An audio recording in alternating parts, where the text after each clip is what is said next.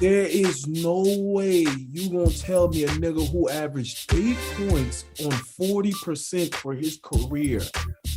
But when I said that about Bill Russell, nigga, you niggas had a problem. No.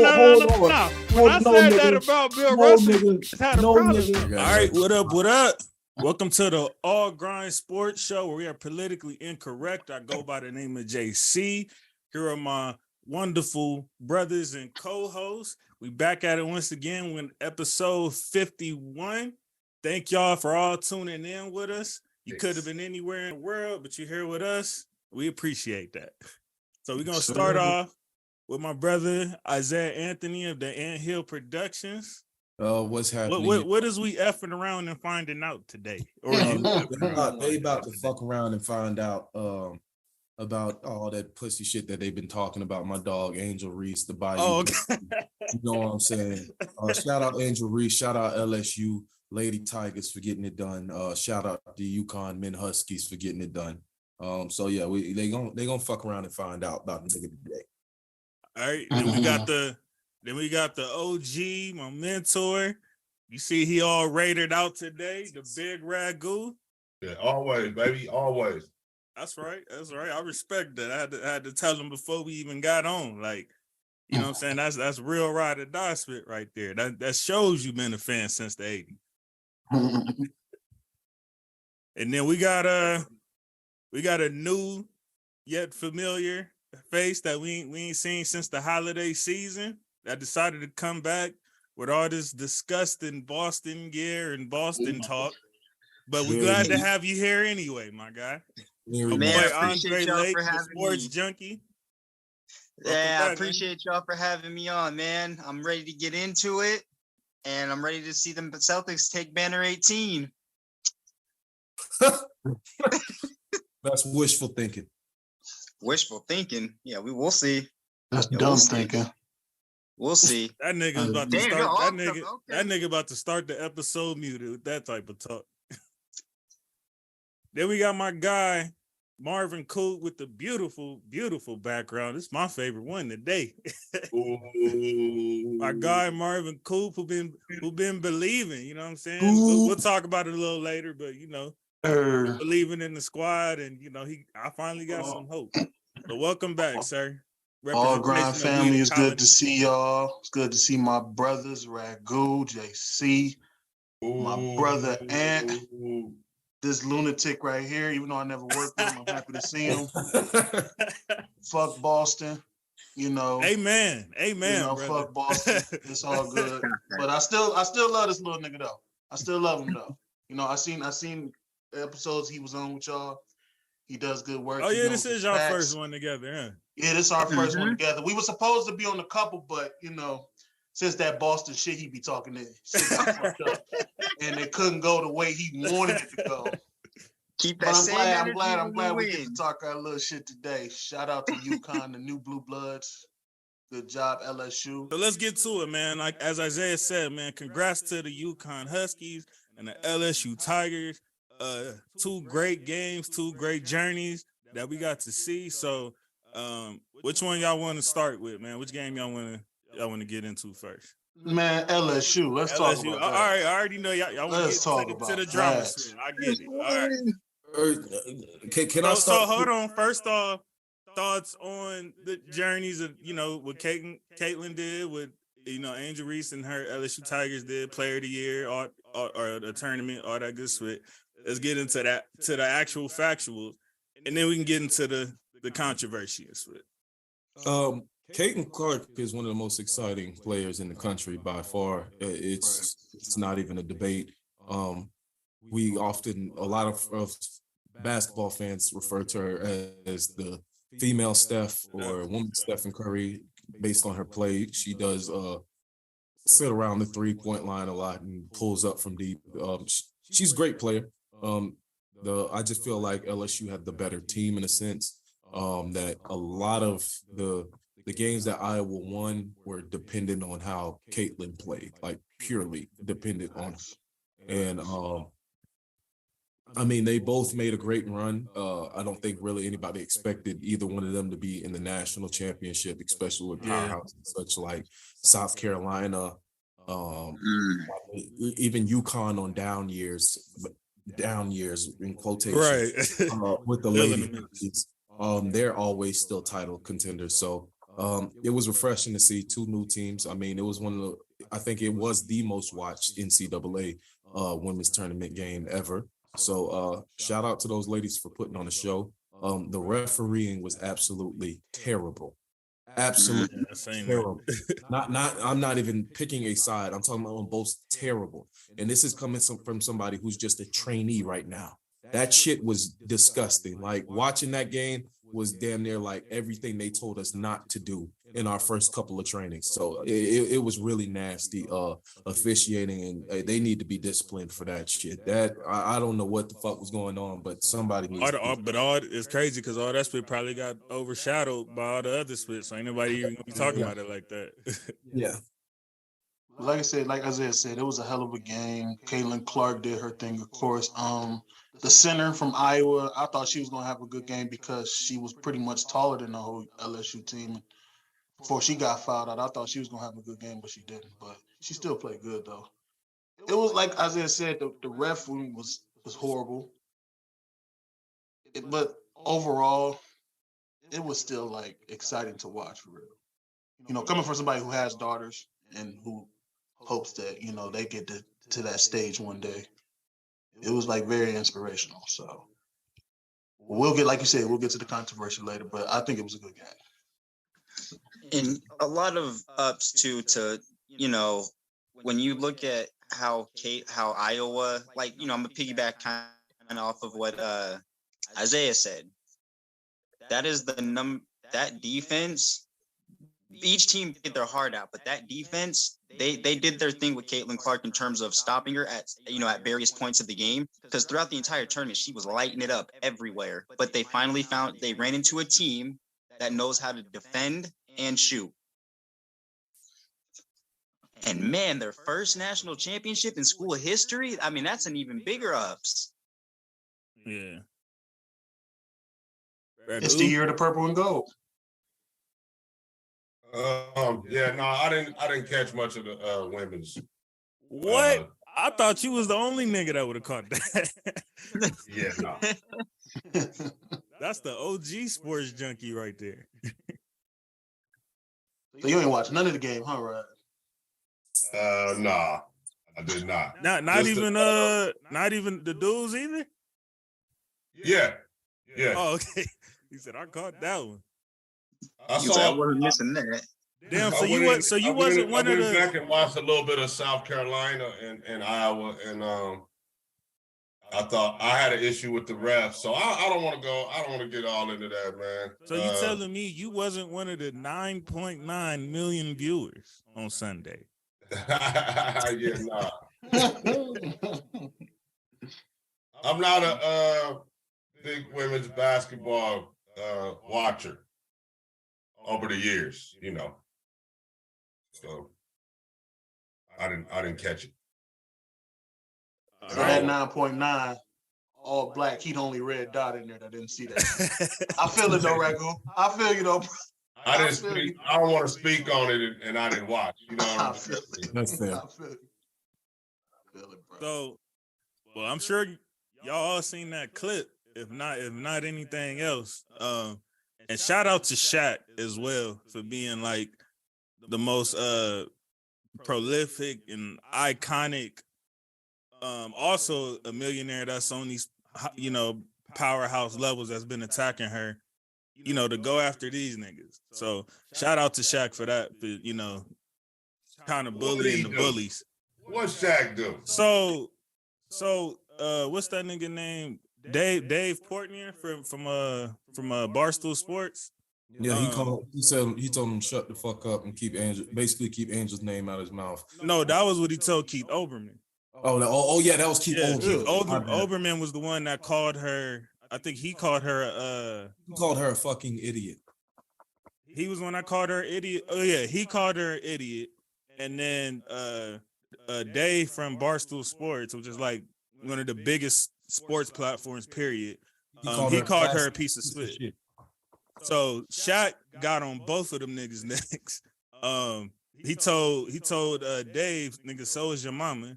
And then he told the other one to shut his dumb A up and to leave her alone. So that was beautiful to see for me. And I was actually shocked because Shaq usually don't get involved with, the race topics, but get involved. But that's his LSU sister. So he got involved with the Kyrie Irving shit. Then nobody even asked his ass except but that's what I'm saying. He's usually on the other side of that. You know what I'm saying? So that's why I was shocked.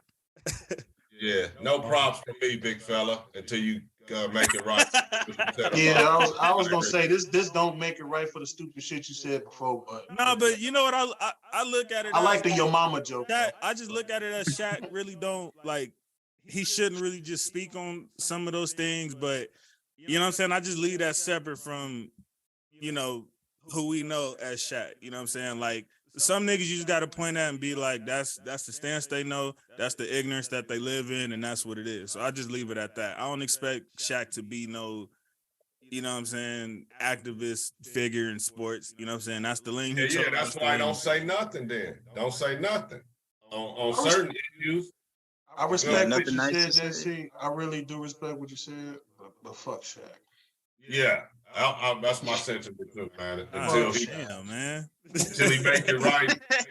I don't feel like. Look, even though Shaq has said some stuff, I don't feel like it's went far enough for me to be on that type of time.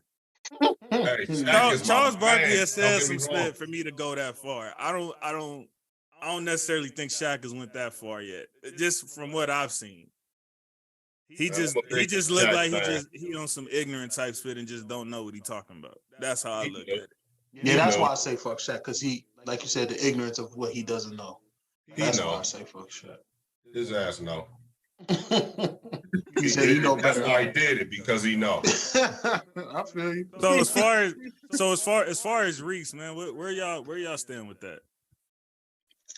Man, you know what it is, man. It is what everybody's saying it is. Go ahead, whoever want to go. On which side though? If I get started, I ain't gonna stop. So I'm gonna let y'all. You know what, bro? Hey, you know what? Let Isaiah have this one for real. So they you a bitch. Keith Olbermann, you a bitch. Matt Winchester from Iowa, you a bitch. Wait, you didn't start the episode with that? Hold on. No. Hold on. Wait, hold on. He followed the YouTube regulations though. It's been more. Oh yeah. Monetization. Okay. Yeah. Mike Wicked, you a bitch. Who else? Some entertainer named Product. You a black male. You a bitch. Damn. Danny Cannell. That nigga got receipts. What a classless move by Angel Reese, doing way too much to taunt Clark. That was Danny Cannell from CBS Sports. Boy, shut your pussy ass up. Shut up. She won the game. That's what you do when you win the game. It's all these people who ain't never played a sport on a high level. Who ain't Literally. And fucking it's like Steven Jackson said. Running their mouth and shit. But when Caitlin Clark does it, and like I said, I have no problem with Caitlin Clark. Please, Caitlin, do not take this as a shot to you because you ain't do nothing. You even came out and said that Angel Reese don't deserve the backlash that she's getting because men do this shit all the time. We done seen it all the time. Fucking Clay did it just a few weeks ago when they was getting blown out by 20, talking about yep. However fucking many rings they did. Like be for real. He thought he was Kobe. Exactly. This is what the fuck winners do. That's what happens. Shit. When I've won one playoff game, I won one state playoff game in my basketball career. And motherfucker, I hit 3 threes in a matter of 1 minute and 30 seconds. You know what I did after the game? This is my fucking house. And we was playing away. I said, this is my shit now. Nigga. Fuck what y'all talking about. Get the fuck off my floor. All that shit y'all was talking. I said that to the stands. I took off my jersey, screaming that shit to the point the athletic director had to tell me, calm the fuck down. That's what happens. Emotions run high in sports. Emotions run high.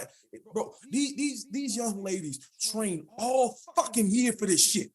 And y'all got the fucking nerve to come out your mouth and call she like 20 years old and calling her a 20 years old, bro. Talking to her like that. Talking to her like that? Well, what if somebody talk to your daughter like that, huh? You be ready to fight? Just Just like Samuel Jackson said, that's what give Lil Dick energy. Exactly, bro. Somebody should smack y'all in the fucking mouth because y'all wouldn't have said that to that young lady's face. Y'all wouldn't say, matter of fact, y'all wouldn't even say that shit to my face, nigga. Y'all so, oh my gosh. Because even when they go on their little podcast talking about it, there ain't no people of color in the room to like, you know what I'm saying, combat with them. They got nerve-wracking. It's nerve-wracking. Like, how can you say that, bro? Like, okay, I hate to do this because I mean it's probably one of Andre's favorite players, Larry Bird. He was known for talking shit. No, and Larry Bird was out there calling players niggas and all type of spit. That nigga didn't stop at no expense. Like everybody know how Bird was. Fucking he literally and that 3-point comment they talk about all the time. He literally said, "Which one of you niggas is coming in second place?" So, like, what are we talking before about? it even started? Who else? KG, another one. Like all his days, they talk about how much trash talk he was doing, this, that, and the third, yada yada. This Reggie Miller. KG had Melo waiting at the bus outside after the game to come see what he was talking about. Hey, who did KG call a cancer patient? That nigga Charlie something? Charlie. Oh my god. He called that nigga. ain't no like, and I'm not sitting up here trying to get on KG about it, like saying like he well, because KG is a fucking asshole, but like, bro, y'all sit up there and hype those shit talking comments up and shit like that and things of that nature, bro. Like, what the fuck is we talking about, bro? Because she did and you ring me to Caitlyn as she come out, yeah. You gonna sit here and tell me that she just did that off of some other game? You gonna tell me Caitlyn? It's been proven multiple times. I mean, even though he wasn't in nobody's face, AD did the same split when he went after he sacked Burrow. Nigga was right That's there. That's what I'm saying. So, like, what I'm saying is, bro, hop off these young ladies, bro. Like, I'm not gonna sit up here and try to say Caitlyn out to be no villain, but I'm pretty sure she was running her mouth during that game. Of course she was. She's known for running her mouth. You saw her do the. But the whole thing is this too, like, it's a part of the fucking game. And they think just because these are young ladies, nah, that don't fucking matter. Like Isaiah said, these girls train for moments like this. They work hard for moments like this. And when you make it to a stage like that, especially your first one, of course, yes, you're gonna be hyped up, pumped up, and all that shit. Like you just said, JC, AD did this, man. Ain't nothing wrong with that, man. Fuck out of here talking all that shit, man. And y'all niggas like get on these behind these microphones, knowing you ain't gonna say shit to nobody's face and all this other shit, man. And I take that personally because, like I told y'all, like Isaiah said, even if one of us was sitting in the room with them on them podcasts and stuff, them niggas wouldn't have that energy at all. That's what I'm saying. Hell no. Let alone her. Like I done told y'all before, Arden Keaton came in my DM after I talked shit to him, and I kept the same fucking energy, nigga. What's up? I'm right here in Oakland, nigga. We can go talk on the corner of 3rd and Broadway, nigga. What's up? I'm not scared, bro. I'm gonna keep the same fucking energy in front of your fucking face. Hey, y'all been seeing these players clap back though, and niggas be in their inbox about the parlays. Like Terry Rozier. Oh yeah, I want to get into that too. That's hilarious. Yeah, that's another segment. But yeah, bro, just keep the same energy when you see these people, bro. Don't try to backtrack, and then don't be trying to ask them for an interview or nothing and expect them to keep the good energy and shit. That shit pisses me off. Nigga, I seen y'all probably gonna vehemently disagree with me. I ain't gonna go into why, but I'm not the biggest Ray Lewis fan, and I met him in person. Had that same energy, like, bro, I ain't gonna count. I don't really F with you like that. So ain't finna be no super dapping up and chopping it up and all of that. I just handled my business and got on. And that was effing Ray Lewis, and I still had that same energy. And he's not the only celebrity I've had that type of encounter with, but yeah, the ones that I had an issue with for stuff that I seen them say or do, when I seen them in person, I didn't turn into no fanboy type shit. I had the same effing energy. Can't do that. And that's how it should be. Fake. You can't be fake. You got to be real. And you know, again, sorry, you know, in no shade at all to Clayton Clark. She is literally a generational talent. But, you know, like, you know, Isaiah was saying earlier, it's just the hype of the moment when something big, when Caitlyn was winning throughout all those other rounds, when Iowa was winning, and she was doing her little look. She didn't even guard her doing that stuff. She told the girl to shut up because she down 15 points. Thank you. Hold on, my bad. Another one. Greg Newsome of the Cleveland Browns. Shut the fuck up. Wait, what he say? His clown ass talking about some. Runs his mouth too much. She had 30, and then he doubles down on this, talking about some. I just don't see how winning a championship and you got another player on your mind. Firstly, brother, you went to Northwestern, so you didn't even come close to winning the championship. And also, nigga, you play for the Cleveland Browns, so you can't relate to championships. And until you quit getting burnt all the fucking time, little nigga, you can't relate, shit. nigga. So shut the fuck up. Greg Newsome, like he won a championship to speak of. Nigga, please. This is why I hate the Browns, man. You may have won a state championship. Oh yeah, you can't tell this nigga about no Cleveland. You may have won a state championship in high school, but that's probably about it, brother. Shut up. That shit don't count. You don't know. That And it probably wasn't even in 52 football. It players. probably was basketball or something. Some other sport. Shut your ass up, bro. Like, bro. So that shit don't count. We talked about this though. Like, But before you start, Isaiah, hold on. Isaiah, before you start, that just goes to that shit we was talking about a few weeks ago. These non-irrelevant players who don't get noticed want to come out and say stupid shit like that. Mm-hmm. So, nigga, you ain't even the best DB on your team, nigga. Like, exactly. So please stop talking. Yes, please stop talking. His weak ass. How they really be trying to villainize these young black ladies and shit, and try to sit up here and say, oh, then turn around when Caitlin Clark came out and said, oh, Angel Reese shouldn't be criticized like she being criticized. Now all the white people coming out talking about some, oh, well, it was never about race. Yes, the fuck it was. Yes, the fuck it was. Stop fucking playing with me, bro. And I done seen it. If that was Caitlin Clark that did that, they'd have went about their business. Exactly. And like I said, they just had a whole segment on ESPN like dedicated to praising her trash talk like 3 days ago. That's what I'm saying. So like, that's wild. It goes back to, so I'm gonna take y'all back to a story in my city. So I went to a school called Reebok, and at Reebok, the girls basketball team is like that. They be blowing teams out by 100. Okay, like no cap. Like they don't won a national championship the year after I graduated high school. There's another team called Providence on the other side. It's a richer white school on the south side. Reebok is on the north side in the ghetto. All right. Providence girls can talk shit, run their mouth all they want to. Same thing with the Providence boys. Grayson Allen went to Providence. No cap. In a summer league game, he got a foul called on him and literally looked at the ref and said, do you know who the fuck I am? No tech call, no nothing. One of us said one word back, teed up. Same thing with the Reebok girls. Bro, if I'm beating your ass by 100, I'm finna talk shit. Bro, it's emotions, bro. Emotions run high during these sports, bro. Stop trying to villainize black people and try to make us seem like, oh, we so much worse than when people doing the same exact things that we doing. I don't have no problem with Grayson talking shit. I don't have no problem with the girls from Providence talking shit. But you gonna let us talk shit. You gonna let us run our mouth just like they doing. If you don't want nobody running their mouth, I done had referees say, hey, both teams, stop.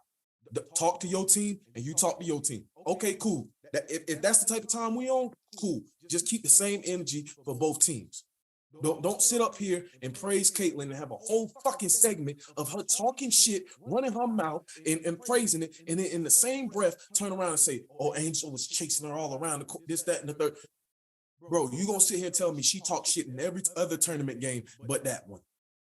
I'm supposed to believe that Caitlin talks shit in every other game but that one. Yep. I'm sure some words were said. And like she said, she lost. It is what it is.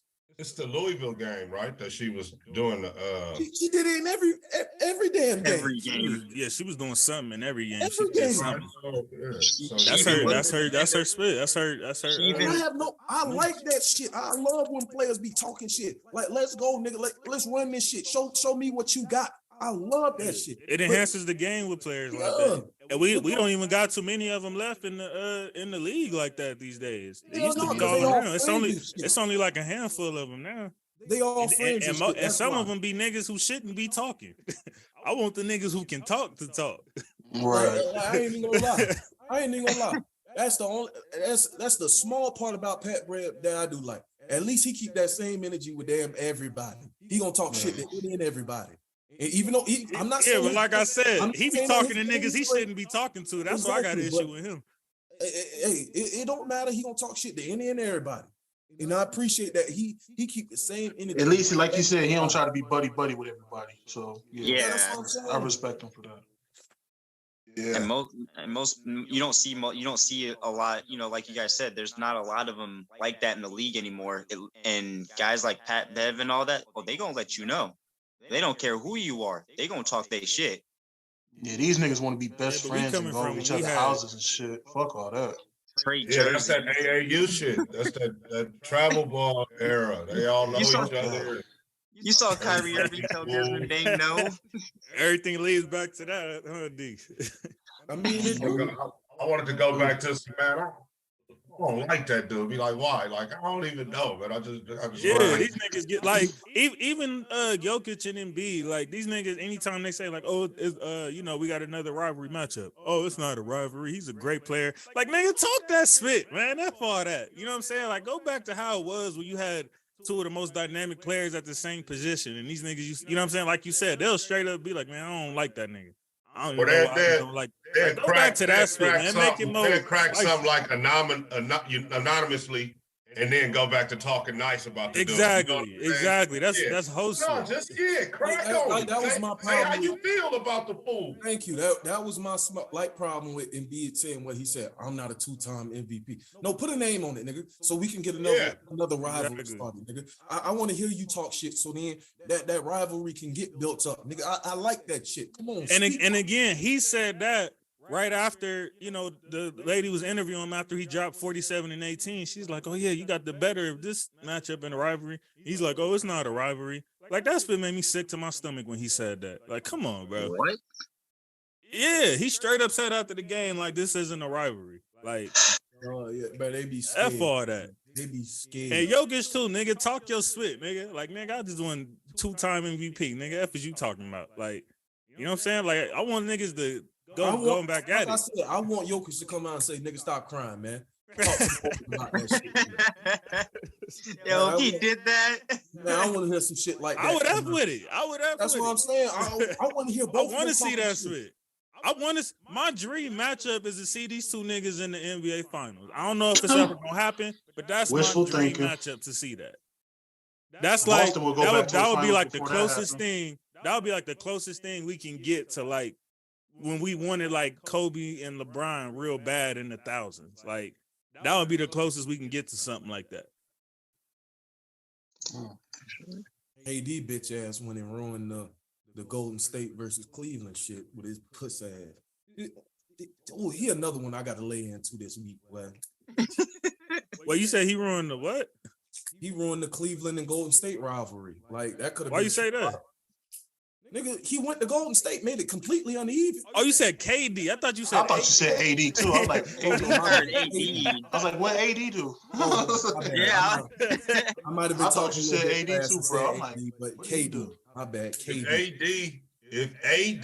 That means AD talking spit about you, nigga. You know what that means? He probably seen one of these episodes. He talking shit about you. I hope you do. Come at me on your burner account. That nigga ain't he'll have to come see about me. Come on, exactly. Don't hide behind your burner account either, my boy. Right. Talk to us from the real. All right, I want to say something real quick too. I usually try to stay away from personal topics, but I have a huge issue, man, with this internet spit. And how niggas be starting rumors and then just run off with it. Don't do no fact checking, no nothing. These big platforms grab it and run with it. And how they did Andrew Wiggins and his wife these past couple of weeks, talking about this nigga cheated with the best friend or whatever. And I knew to not make a comment on it because I was like, you know, I'm just reserved. Wait till I see something credible. I don't care who reports it, and, you know, go off of that. And people really run with it, having whole topics, and people probably still gonna believe it.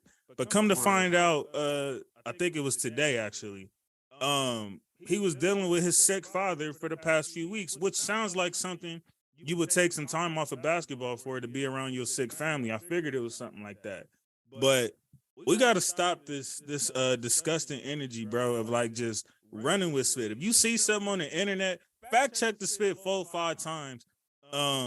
before you go running with it. But I know how this generation is. Y'all never let the truth get in the way of a good story. So, but I just wanted to make a comment on that because that's what really made me sick. That his family was dealing with something like that, and they putting that type of smut on him and his family. Y'all know I don't even F with Wiggins, but I really hate the fact that it even comes to shit like this because it shouldn't have to come to shit like this, man. Leave that man alone. Like, and where is that same energy? We just found out the truth. Why the truth ain't being blasted everywhere right now? Man, that shit shouldn't even matter, man. Because it ain't. That shit shouldn't even matter. If he got some shit that he needs to take care of personally to fix his mental or physically, man, let that man be. Yeah, and he didn't owe us shit. He didn't owe us no explanation. Yeah, nobody. His family.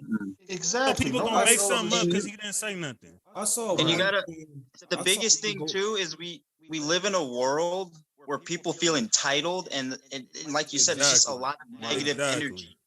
I saw, for example, if someone says, "Oh, JC's cheating on his wife," doing that. Fact check as an example, but check that shit first before you just go. I do that with anything, bro. I don't never believe something on first read unless it's a nigga like Woj or something. You ain't finna get me on no first read. Man, listen. Wojnarowski. Woj, and even with TMZ, I'm a little skeptical because of how they handled that Kobe spit. I used to look at them as like them niggas don't report fake news until that's what happened. The thing is, I'm sorry, but we live in a generation of misinformation. All this people would rather be first than be right. That's there you go. There you go. They gamble on being first over right. You know what I mean? Like, bro, with this whole AI technology shit, bro, people can actually create stories that fucking look real, bro.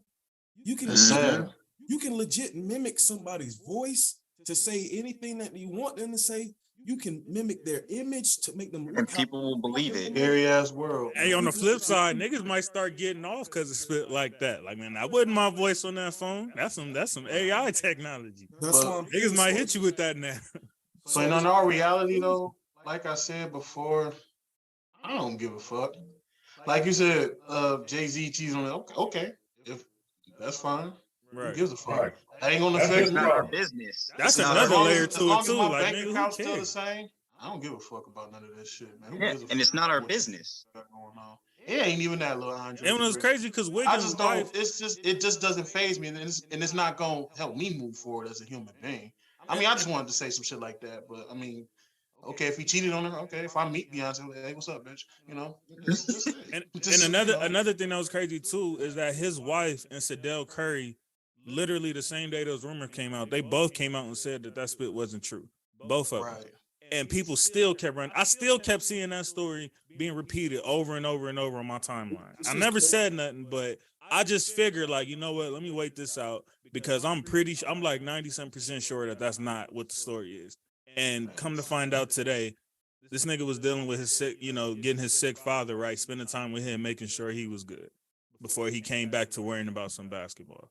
It's a cruel world out here. Dealing with a family issue like that. Pops is good. His dad is good now, or what? I mean, I take it the fact that he's back on the court.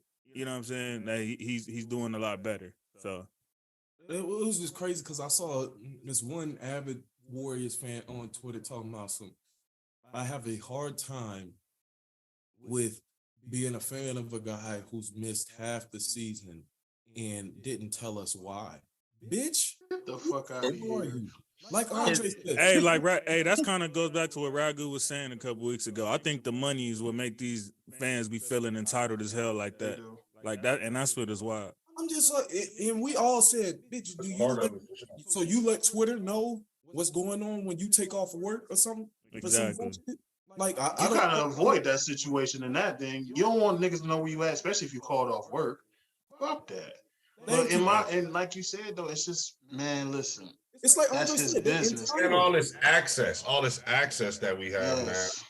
All this shit is crazy, Jay. The internet only puts out half. To be like getting on Twitter and telling them why they're not playing, or Right, Andre. That's the internet is half the truth.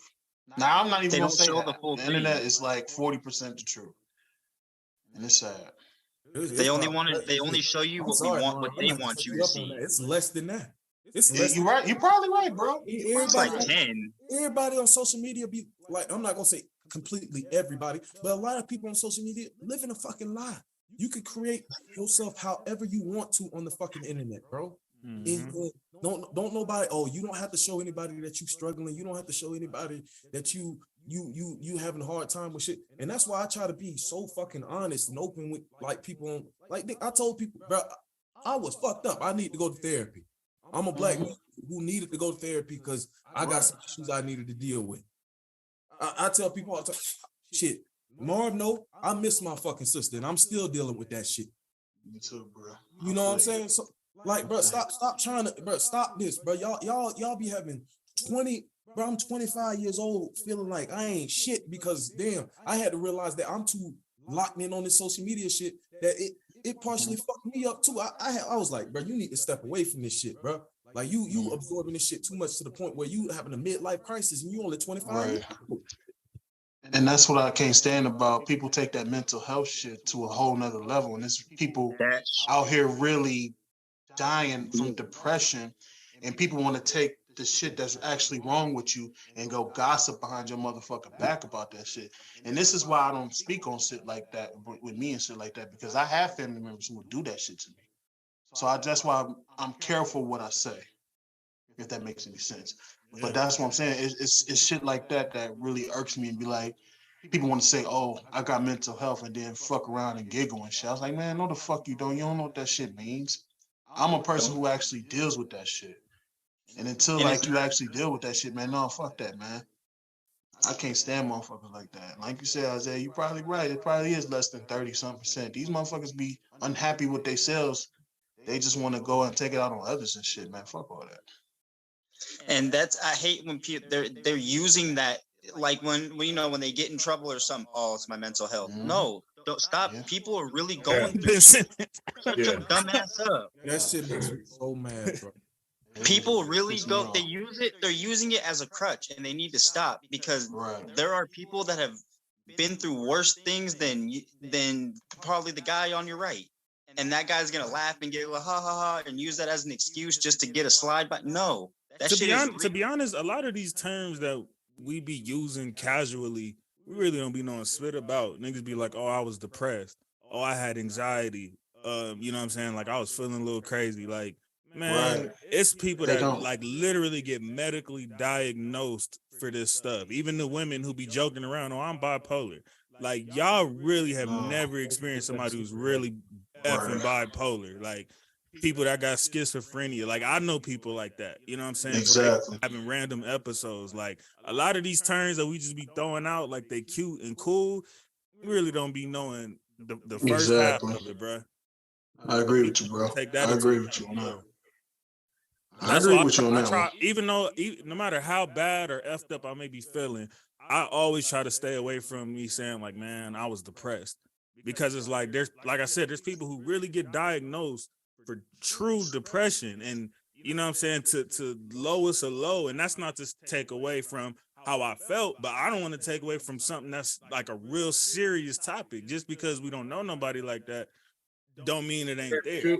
You can be depressed about some shit, you know what I'm saying, but not be diagnosed with depression. Right. Yeah, I agree with you on that. It's like some people, I don't think people really understand what depression is. It's not, oh, I just feel sad. I feel bad today.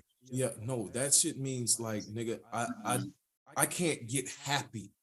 I don't find joy in shit that I usually find joy in. Right. You know what I'm saying? Like the first time I realized, like, damn, you might just be depressed is when I told y'all I was going through all that stuff. I flew back home to see my niece and shit. And the first thing when I saw my niece was I started crying.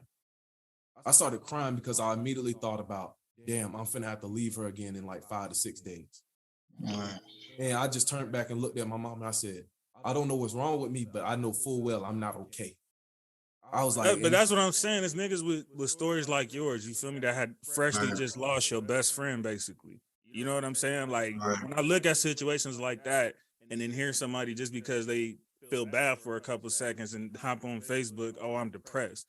You know what I'm saying? It's like you take away from situations like what you were just explaining right now. Exactly. And I said, I said, I didn't even say I was depressed. I said I might be, But I told my mom, I said, I don't know what's wrong with me, but I know I'm not okay. It don't feel right. Exactly. I know I don't feel okay right now.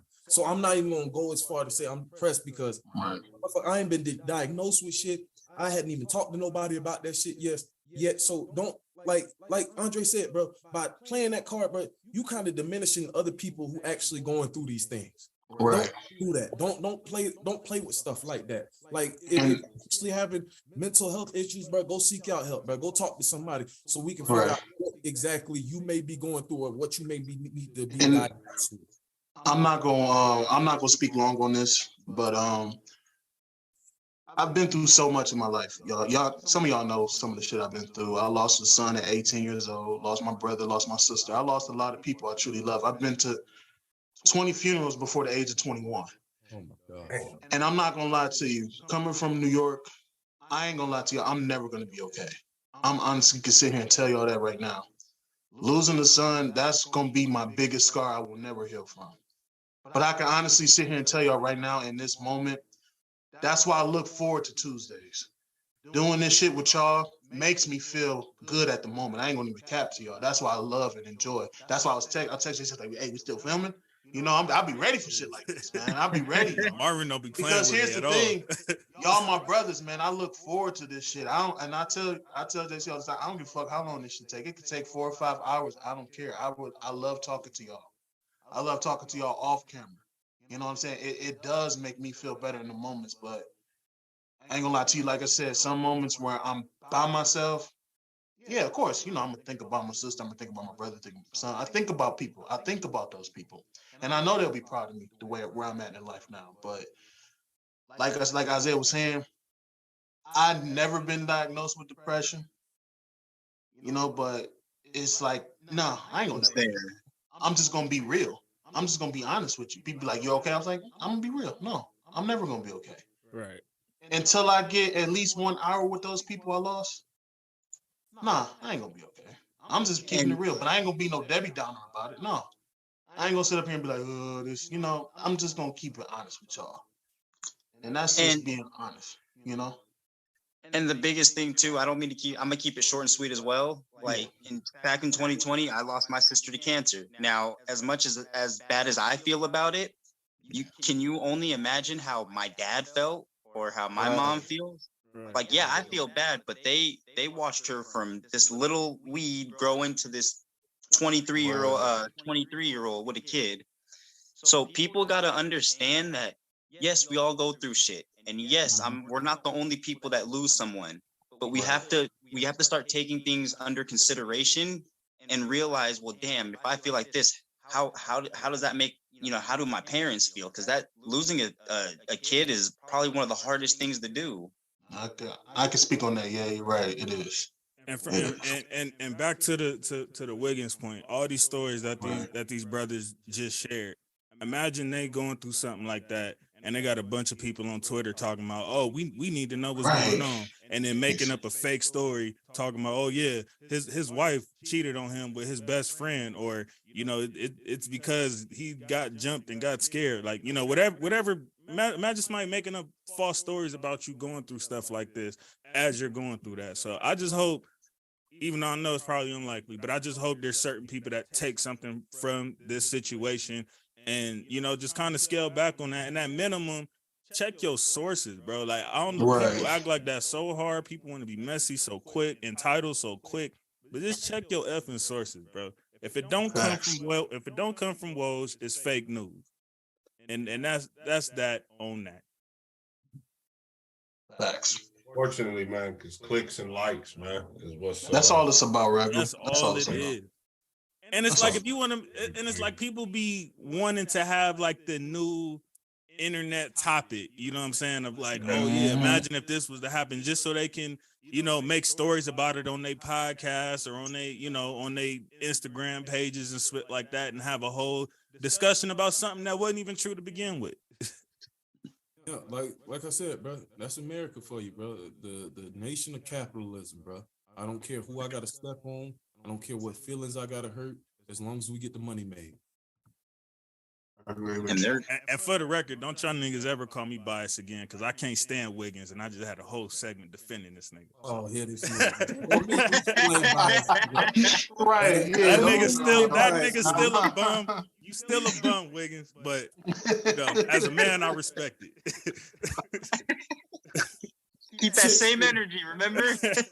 That's fair. I real. That's respect the realest shit I've ever heard. That's fair. At least you kept the same energy, but still showed the respect. So I respect. But it just shows that he's human. That just he's human. That I care about that first. exactly. And Absolutely. even though, like I said, it's some players I don't like, but I still care about their whereabouts because I don't need to know. Don't get me wrong. I'm like, hey, I ain't gonna sit up and be like, listen, what's going on with you?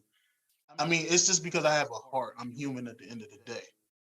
You know what I mean? Like even remember, I don't know if Isaiah remember, but even when Jokic and Marcus Morris or Markieff Morris, whichever twin it was, when they had that interaction, even though I felt like it was some host to push him in the back, I still respected the fact that he retaliated. You know what I'm saying? Because when you a superstar like that, somebody do something to you and you just let it ride. Now you just gave every other player in the NBA an invitation to do some shit to you.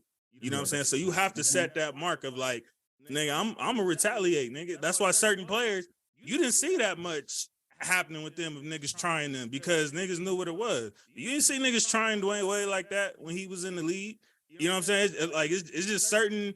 And then sometimes you have, as a respect level. But two players that's both with the business, and you know what I'm saying, they know they just leave it where it's at. And then you got some that's gonna try you. Like when Blake Griffin was younger, I felt he should have been retaliating more, and that's why he kept, you know what I'm saying, he kept dealing with stuff because his first couple years he just yinging on everybody. So then niggas started like trying him, and he was allowing it for so long that by the time his fifth year came, now he all mad because niggas is, trying to give him a little elbow while he in the air or fouling him a little too hard. It's like, nigga, you were supposed to set that precedent rookie year, bruh. So that's why he had to deal with what he had to deal with after that. Thanks. You ain't gonna just be yinging on everybody and their mama and think niggas just finna keep letting you do that. NBA ain't gotten that soft. Mm-mm. By the head and put that was then. That was then. Man, something got to be done about them These fouls. dudes will let him do it. I mean, clearly not. Like I said, you seen the nigga, you seen what the nigga Jokic did. Like, it just depends on the nigga. That's what I said, bro. I was just like, the whole thing with the Morris situation was, nigga, how you gonna do that and then turn around? He shouldn't have turned his back either. Nigga, I wouldn't have turned my back. I would have stood 10 toes. That was my whole thing. Oh, you think just because you turned your back now, it's just like a boxer. Okay, same thing with fighting. Now protect yourself at all times. Nigga, what? That's true. All right, man. Let's get into this new CBA. Ragu, I was wrong. I said there was for sure gonna be a lockout, and less than a week later, they figured out a new 7-year extension for the collective bargaining agreement. Them boys looking dead good up in that new CBA. Boy, them boys. Now the controversy. There is some things I agree with, but the most controversial thing in this new package is this idiotic in-season tournament that they finna do. I still don't even know all the specifics of how they supposed to implement it, but apparently there's gonna be 2 teams to get 83 games once they get to the finals, and it's supposed to be held in Vegas. I don't know how they're gonna pick the 8 teams or how that's part supposed to go, but if it's supposed to involve deterring from tanking, I would think it would be like a bottom 8 team type thing at the time. So where y'all stand with that as far as that's it? It's dumb as fuck. I don't understand. Because no fan wanted this, by the way. Like, I haven't seen anybody say. When is the tournament supposed to take place? You said what? And what point in the season does that tournament? It's supposed to be like late November, December-ish, if I'm not mistaken. It's a mid-season tournament, they saying. Yeah, that shit makes no sense. And then y'all bringing another thing. Y'all bringing more traffic to my fucking city. Don't want that shit, bro. Nigga, you think niggas is finna be flying out to try to go to that bullshit? Ain't gonna be no traffic, nigga. Look here, bro. We protesting. Oh no, it sounds like it could be interesting, man. Please do, man. I just don't. I don't get it. Like you say that it's participation trophy energy, Ragu.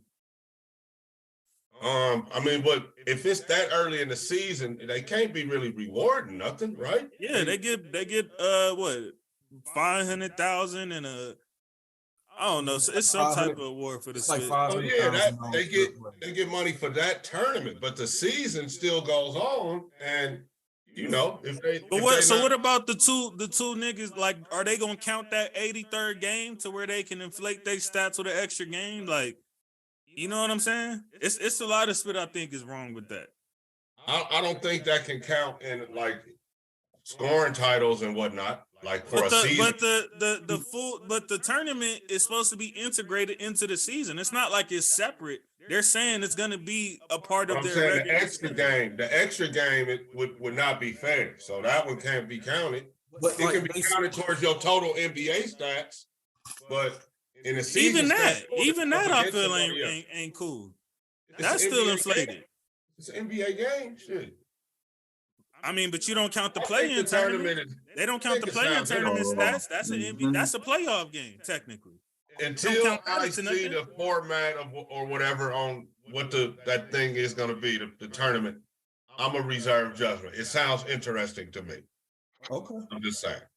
That sounds. I mean, I know they're trying to make regular season games matter, but Yes. you're talking about millionaires. You know what I'm saying? Like, how much do they care about getting $500,000 for games that they was playing anyway? And a lot of these niggas is getting 200,000-300,000 a check anyway. The ratings have been alarmingly low, bro. So You're right. I feel like this, And for that's them to be probably what going sped there, up it's them getting to gotta this. be this something agreement. positive. You know what I'm saying? Think about it. It's That's probably gotta what sped it up.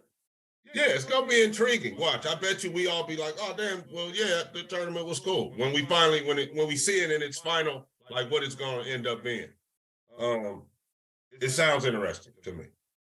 I'm going to say absolutely nothing about it because I'm just as confused as a motherfucker. So I'm just gonna sit back and not say anything. You're gonna wait to see what I'm it going is. to wait to see I how wanna- it turns out. Wait it I out. feel Then worse. I'll I feel talk. worse about this than I did with the play-in tournament, and I still got the same energy for the play-in tournament. Even though I You want like, to, Nah, nigga, hold on, still hold got on. the Time same out. energy. Time out. Like the Time players. out. Time out. Hold on. Everybody, I'm out. hold on. Everybody, stop. Nigga, you full of shit. Just a couple weeks ago. Nigga, No, hold on. if Just it's a cou- there, hold on. No, if no, no. it's Stop. there, you gonna take the spit. Yeah. But now, If it's now there, that you the gonna Lakers, take the spit. now But that the that don't mean Lakers I are near agree the with the sixth spit. seed, And I now said that the that. Lakers Y'all are can near go the back sixth to the seed. tape. Y'all can Oh, go now- back to the tape. now I that said the that Lakers- too. Now that the Lakers are near the sixth seed, your ass done switched it back around. Nigga, again. even the last couple weeks, I said I still don't F with it, but I want to get up in there. Yeah, all right, nigga. Yeah. I said the same spit. Then you shouldn't No, want to get you up in saying there. something like now They it should grew trophy. on me or something. You Nigga, saying nigga. something different. That shit, you Go didn't say back that. and look. You could go back and Go look. back. Send me Go the back. clip. Send me the clip. You Brad said going on. Tonight we're gonna review the shit. And we'll Yeah, be send- back send next me week that on clip. his ass. We'll be back on his ass. Don't worry. Don't because worry. he said something different than I ain't gonna lie to you, bro.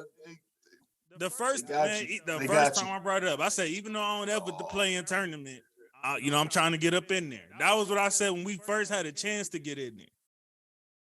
So I don't F with participation. Damn, bro. do I got just- shared it's screen just on my shit? 82 games is more than enough to make playoffs. It's I ain't got just- shit. We need to bring that shit up. you know what it does? It prevents them boat race games where you got teams that's playing that ain't got no incentive, and it's just like a boring game. Like say they already got this game booked on ESPN or whatever, ABC, and it's just a game between two teams that are out of the playoffs. Well, that's no longer the case. You'll have 2 10, 11 seeds still playing hard at the end of a season because they want to get into the play-in. So it's all about I get that, make the but then season you got these regular teams that are in the playoffs where the games is on ESPN and all that, and them spits gonna be trash anyway because everybody's sitting down right now. So Now, it's still you know what I'm saying, niggas that ain't trying like that and they just throwing anybody on there because Well, all the that's what I thought superstars they are was sitting gonna down the address. last week. I thought they was going to address the sitting down and the load management. The load management. So that was another thing they added in this CBA. You need to play at least 65 games in order to be eligible for the in-season awards. I like that. Damn. So I guess that was their way of addressing that. Ain't no MVP action, no six-man action, defensive player action. They give you 17 sick nights. Yep. Yep. Exactly. You know what, man? I ain't mad at that. I ain't mad at that either. But it's just, even before that, we've also had guys just sit for years. Why aren't you playing? Sprained my toe, or why? Or turf toe, or I can't play because my neck's in a kink. Like, no, like, so look, y'all gotta play. Look, Andre. This is what I like about it. Like, say you one of them load management dudes. Uh-huh. All right, now you can load manage, but what if your ass really get hurt? Then you're gonna be out of all you feel me? You're gonna be out of all contention for. So you gotta use them wisely. Yeah, there you go. Like, use them cool. wisely. I'm cool with these players. You better play when you can play, because you might really get hurt and need that time, bro. I'm cool at the end of the season when, you know what I'm saying, it's like a week or two before playoffs and they trying to make sure everybody get right. I wouldn't mind that quote unquote load management. We've kind of always seen that. That's what I don't mind. But what I do have an issue with, and more so for the older players, but what I mainly have an issue with is we in November and the nigga like and Dallas talking about, we finna rest Luka for a game. Or KD, we resting on this back-to-back. Kawhi, we finna rest because we got 4 and 6 nights. And it's November. And they talking about we ain't playing because of rest. That's what I got an issue with. Yeah, hey, look, and they not jumping out going to no baggage claims, brother. Yeah. You feel me? And they jumping. They walking off tarmacs, jumping in Ubers and limos, bro. You know who or maybe a nice bus. You know who I blame for this? Y'all may disagree, but the newly 2023 Hall of Fame coach, Greg Popovich. That's who I blame for this spit. When he pulled that bull spit, I believe in 2013, if I'm not mistaken, and David Stern dropped the hammer on the Spurs for that spit too at the time. But there was a national game between them and the Heat. I think it was on TNT that night. And Popovich, right before the game, because I think they had like 4 games in 5 nights or something, he randomly said, Duncan ain't playing, Nobley ain't playing, Parker ain't playing. And then this nigga gonna throw Danny Green in there. Danny Green ain't playing. In a regular season marquee matchup against the Miami Heat. It was like 2013 or 2014, one of them years. And that's the thing I'll give y'all about Stern. Like, with spit like that, Stern wasn't playing. I think he fined the living spit out of them. I think they I don't know, remember if they lost. They got fined $100,000 for doing that. Yeah, it was something like he dropped the hammer on them. But my thing is, at the very least, I'm not talking about Danny Green, because that nigga. that's where I was like, come on, my nigga. But you gonna throw Danny Green in there? At least them niggas was all above the age of 35 when he was right, exactly. These niggas, you got young niggas younger than me. That's what I'm saying, bro. I'm like, nigga, you 22. Bitch, you supposed to be. Nigga, you should be able to go drink all night long. Really hurt, nigga. You sitting out at 22 years old. You should really be hurt, and I mean really hurt. But hold on, that go back to that shit that Ragu was talking about. That AAU shit, bro. These motherfuckers be having to play all them games and shit throughout, from age 10 all the way through the league. Yeah, that's true. I'm not gonna lie, if you play there's way more games now. Definitely. Young, yeah. But if you play AAU and you play at a high level high school and high level AAU team, bro, you play more than 82 games a year. Believe that. Believe that. Believe that. Only thing is, your AAU team might be so sweet that you don't play a lot, but you play more than 82 games. Yeah, right. And I get it. It's definitely not easy to play, especially for the superstars, playing 30-something minutes a night for 82 games. But that's what the offseason is for. You condition yourself for that. You know what I'm saying? Even playing 15, 20 minutes a night ain't easy in the NBA. You know what I'm saying? You doing this with nearly every night at that fast, high speed. Like, I get it. But again, that's what you get paid the big bucks for. That's why they pay you to train yourself in the off season and all that good spit. So and that's usually what I say when niggas be talking that load management spit. I'm like, bro, that's what the off season is for. That's when you load manage. You know what I'm saying? That's when you take a load. Pay the coaches at the high school level, and we talking about non-educators, bro. Like right now, you know, and I'm gonna just speak for LA Unified, one of the biggest school districts in the country. You can't really coach a sport without being an educator and get like a serious. Yeah, you can't. What you can call yourself. You get hired as a coach, you have to have a job at the school. Yeah, and have yourself some where you making a wage where you can call yourself making a living. Mm-hmm. So now everything is kind of like a independent thing that's getting taken off campus, and now that's why these kids are playing all these games. Because now you got the sneaker companies and whatnot funneling money into this little like off-site thing where they developing players, where if they could bring that into the schools, man, then the kids ain't got to play all them dang games. Teams, you would have schools that would have great teams. You know what I mean? It'd be some of those players would be bunching up on one high school basketball team instead of this one AAU team like they do now. And so that's what I think it all stems from, bro. You gotta the coaching aspect has to be kind of separated from the educator aspect, because everybody ain't no teacher, bro. Like, you know, all the teachers aren't good coaches, and all the coaches aren't good coaches aren't teachers. My thing is, the only thing I will rebut with that is the NCAA live recruiting period. The live recruiting period is mainly far after the season ends. It's usually March through like June, July. And that's prime AAU time. During high school season, they can only really text and call the players like once, maybe twice a week. They can't go to their games. They can't do in-person recruiting like they can during AAU season. And if you don't play for a big name team, you still playing a lot of games, because the more games you play, the more tape you have. The more tape you have, the better opportunity that you have somebody seeing you. And it's just it's a weird line that like they can't find a balance for. I don't know what they're gonna need to do or how to fix it, but it needs to be fixed. So it's almost like a laziness then at the collegiate coaching level. Then you want all stars when they get to you. You know what I'm saying? You don't want to coach and develop nothing like how they used to. So, you know, and that comes from kids wanting to be one and done if they can, you know. So it's a whole, this thing got out of control. This thing got out of control. Hey, Ragu, I really don't know what to do.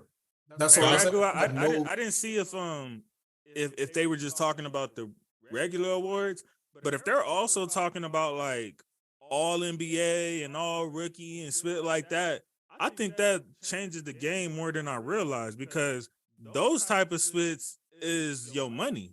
They get like some of their contracts be structured that you get a certain amount if you hit one of those. So I think that can incentivize them to get most of their contract to start being out there. And like you said, it's a game on bullshit. Like you said, what if you F around really get hurt? You know what I'm saying? If it's me, I'm trying to play the whole first half. Yeah, I'm trying to play and all the that's way what I was until the saying. break. I don't have an issue with toward the end of the season when it's about to be playoffs. Yeah. I get that once in March and April, you start taking games off. But if you played most of the games up to that point, I think they made it to where you see like, okay, how much did I get hurt? How many games I got left? And now they strategically using that. And honestly, if it includes all of that, I super F with that rule, like 1,000%. And that's a great addition. They go 3/4 speed in November anyway. So what the hell is you taking off? Exactly. You know what I'm saying? So I'm just saying, you know, definitely nothing before Christmas. Like I'm playing every night.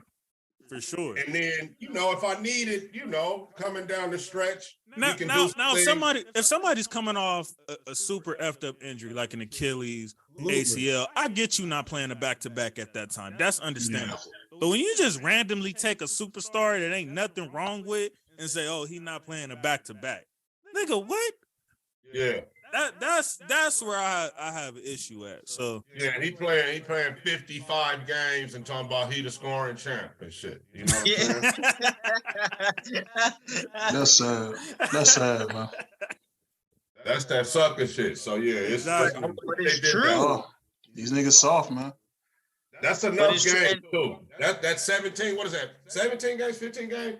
That's enough, man. 17 is more than enough for you to, figure that out. You know what I'm saying? Like I said, and it also makes you play, like I said, play as many games as possible in the first half. And then at the end, when it's almost playoff time, that's when you start picking, okay, maybe this game I'll sit out at the, you know what I'm saying? That's when you do that.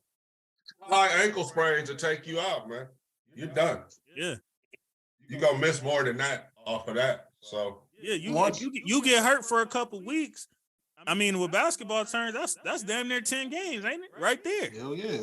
If you got to get reevaluated in 2 weeks, that's like damn near 10 games right there. Hey, so basketball came with the can't be missing all them games. Baseball came with the pitch clock and no shift. This has been an unprecedented year. This has been a rule-changing year in professional sports, brother. Yeah, I mean, I'm okay with some of the rules. Like, I will say the game has gone by for baseball a lot faster. Like, there was a game that I covered a couple of weeks ago, started at 4 o'clock, and it was over at 5:45. And, yeah, those games are moving quicker. They're moving. That's what I said last week. Didn't I say that last week? They's trying to speed these games up. The bases are bigger, so they've enlarged the bases. That's the reason so I never watched more. Baseball, because that shit was too damn long. Bro, yeah, bro. Some of these games will go an hour, but at the most 3 hours tops. That's about it. I remember that Dodgers and what was that? I think it was Red the Sox. Astros. When I had went to work, came back home from work, and the game was still on.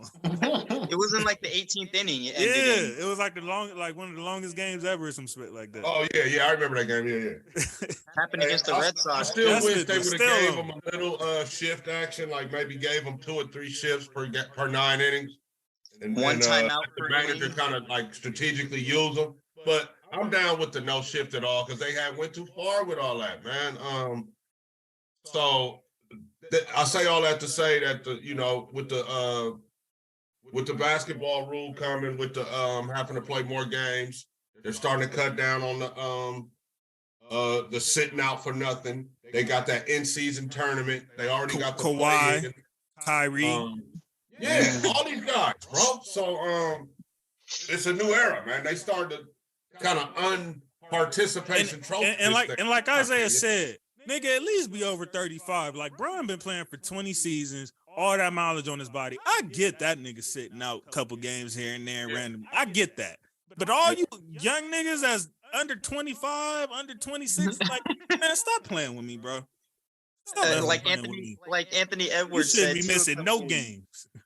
And like Anthony Edwards said, he was like, a lot of us, young guys, we got to be out there, or, we have to, because there's people in there that pay their life savings to see that one game. Exactly. Probably never to come see a nigga like that, and he talking about, oh, I ain't playing because I need rest, or I'm on load management. Like, nigga, I want to see you now.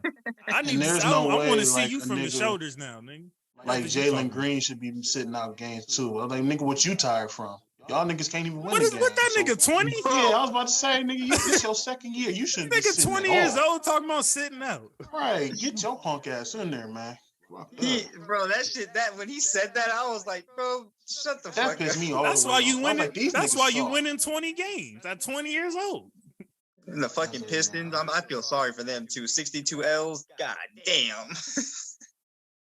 Yeah, well, injuries I don't know what them niggas need that Victor nigga, if anybody. Them niggas need Jesus. They're 19 and 62.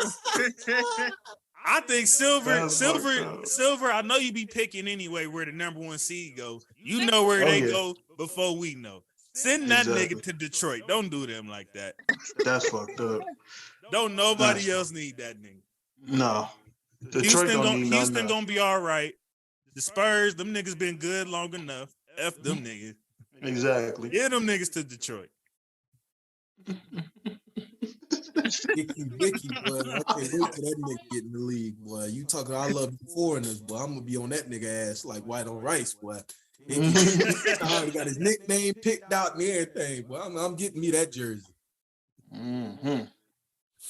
All right, so another one is, so it says no marijuana prohibition, but if I'm not mistaken, they already wasn't testing for that no more, right? It just wasn't prohibited. Yeah, it was prohibited. It's official. Okay. So they just wasn't testing for it, but you still wasn't supposed to use it, even though all them niggas was. Yeah, like in the bubble, they kind of stopped testing for it, like purely because, like, I mean, as you know, J.R. Smith was definitely getting high down there in the bubble. Man, please. Quite a few of them was getting high. It's very and they said, man, they say, just bring all your grams because your bud man can't be coming in and out the bubble, man. So the dude was bringing pounds. It's very few NBA players who don't smoke. Very few. Most of them do. Hey, so yeah, I can speak to that for sure. It was just basically they would know the testing schedule and shit. Like that's all it was. Even back like in the 90s and shit, they just knew the testing schedule. J.R. Smith already put that shit out on it's some spit I'll share with y'all off camera about that spit. But yeah, most of them niggas smoke. Like, bro, I done had multiple college homies like who done played college and shit, and they would be like, the coaches would be like, hey, you got a test coming up. You need to clean your shit up. Coaches be knowing this shit too. Like, I'm not going to giving them that heads up. Yeah. They be knowing. They'll be like, hey, you got a test coming up. You better clean your piss up. Do something. Do what you got to do. Hey, Zimmer. Coach Mike Zimmer, you didn't give me no heads up, motherfucker. Nah, you know what's effed up though is the NFL players who literally like left the league or got, you know what I'm saying, or like Josh Gordon situations, like Ricky for the Williams, same shit that they probably finna make legalize anyway in the league. And Gordon would have been one of the ones. They already did it for the NFL. You said what? I thought they did it for the NFL already.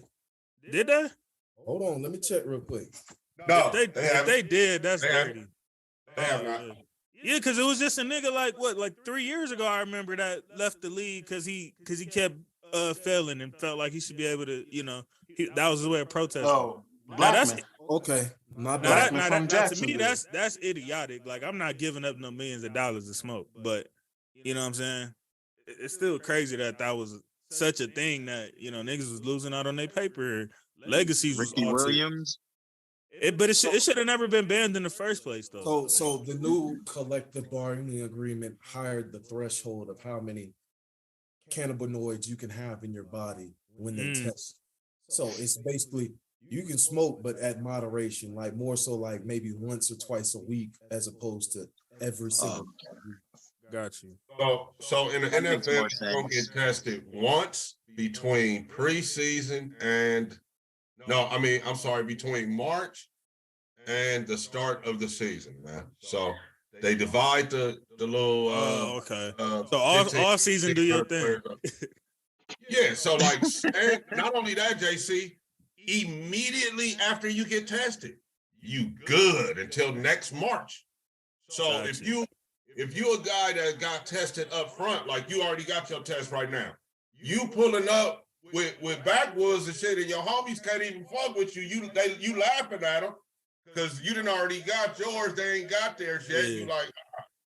You like, you lighting up woods in front of them until they get their test, and then it's all speed ahead. But they get them tests all in that little one chunk of about 4 to 6 months. Man. Y'all seen they try to hit that? I even think it's during OTAs. Like so, from March to before they send them home. before they come back for training camp, man, all that shit be done already. So, you know, the guys are smoking. Did y'all see when they sent J.J. Watt that test spit when he was already retired? Yeah.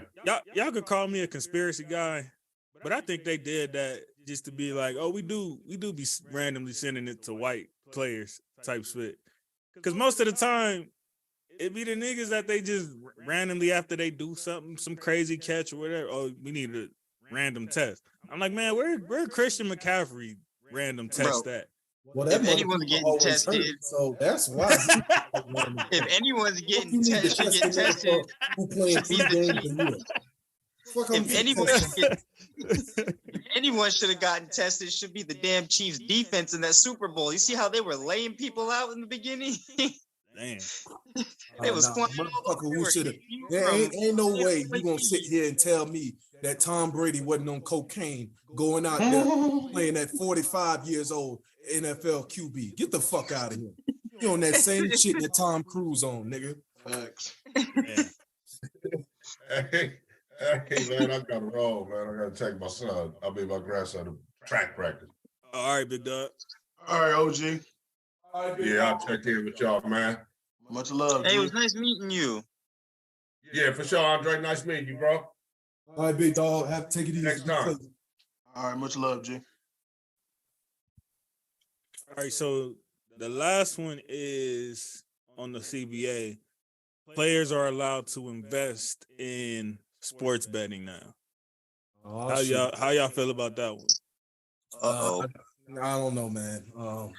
With this whole sport betting shit, it's gotten crazy. Like how the people be going into people's DMs and saying really vulgar shit to these people. Like y'all niggas, y'all need fucking help, bro. Y'all really need. Hey, I F with them players that be clapping back though. You see what Terry Rozier did?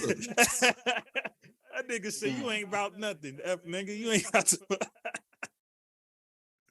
Man, because you picked the wrong answer on the parlay and shit, man. That ain't right. Oh shit. You should have, nigga. If you ain't believe him like that, you should have went under, nigga. That's what I'm saying. If I'm that trash, go under on me, nigga. See how that work out. Man, no comment on that shit. Ain't nothing to really say about that. I mean, there's so many things going on. Them niggas been undercover doing that shit for years. They just now making it legal. Fuck it. You think so? Hell yeah, fuck all that. I mean, it's just it makes sense. I mean, they just haven't got caught. I don't know. That's I ain't about to be one of them. I always felt like they was kind of sensitive about it. Like I seen an interview with Steph, like, oh no, man, like we sure can't. Like they can gamble, they just can't gamble on obviously NBA. And then I remember like I was talking to my cousin D man. I remember because I'm in his football fantasy league, right? Mm-hmm. So I was just hollering at him. I wasn't like asking him to be in it, but I was just hollering at him, telling him like, yeah, you know, I got a NBA fantasy league, I doing all that. And off rip, this nigga was just nervous, like, oh nah, like we can't, you know, do no type of gambling with basketball. And I didn't even ask the nigga, and he was already like intensified about it. And I could because he young, maybe he ain't got comfortable yet if niggas is on that. But from that was how I got that. Like them niggas really like they take that shit serious of like them niggas gambling and shit. To where it's like not worth the risk. Like he probably got like a guideline of like, nigga, this is what happens if you get caught gambling. We don't care if it's on your own damn team. Probably it's probably worse than that nigga Ridley type shit. Like, yeah, well, you gotta think about it like this. Also, I mean, obviously, your cousin making more money than I've made in my lifetime right now. Obviously, I'm not 100% not throwing shots because, like I said, he in the 1% now. But he don't have LeBron James money to where. Oh yeah, for sure. Got caught with this shit. It's levels to that split for sure. Yeah, like if he got caught with this shit and got in trouble and then gets banned from the league, it's not like, oh, I got $1 billion. LeBron probably makes in 1 year with like just from basketball and from what he made on his last contract. He got like a $30-something million contract. LeBron gets that in one season. So I'm well aware it's levels to that split when it comes to that. Like he's obviously a lot richer than all four of us put together. But it's, you know what I'm saying, when you start talking about the James Hardens and Bron, I just wanted to make that Westbrooks clear in case you watching thinking I'm trying to Yeah, no, I get it. We talked about that. No, I definitely get it. Like, still got to put it out there. And there's a lot of I pressure. gotta put it out there because Still gotta put it out there. coming in my Like, DM talking talking about fuck niggas, shut your broke ass up. We ain't throwing no shots at you, cuzzo. Nah, We just and throwing that out. it's a lot of pressure for niggas like him too, because it's like, even though they got bread, they counterparts, they don't got bread, like, you know what I'm saying? Like the niggas that they around. So when they might go to a club or something or some type of spit, it's like you dropping 100 bands on all this spit versus me dropping 100 bands on all this spit. That put a little more dent in my wallet than versus with you, nigga. That's not even half your game check right there. You know what I'm saying? The stars, though, like I said, the stars, they depend on niggas like that to do some shit like that. Nah, nigga, this on you. You the new nigga. You the young nigga. Yeah, that's you got it. Yeah, they I'll do. be like, nah, fuck it. I always doing said, bro, I would have been the most hated rookie in whatever. I remember they said Kobe. They said Kobe did that spit to Chandler Parsons. Parsons had talked about it when he was a young nigga. Yeah. So when Chandler Parsons came to LA, he sent them all out to the club, hooked them up, and them boys was dog tired their next day playing Kobe and them niggas. Man. Didn't he run up like a $100,000 tab? It was way more than that. It was way more than that. Yeah, that shit was wild. It was way more than that. Well, that's weird. That's crazy, dude. Kobe's like, you got this, man. Yeah. Fuck that. All right, let's go. Let's go to this Hall of Fame 2023. I think they just reassured for me how soft this damn spit is. So we got Dwayne Wade, deserving. We got Dirk, deserving.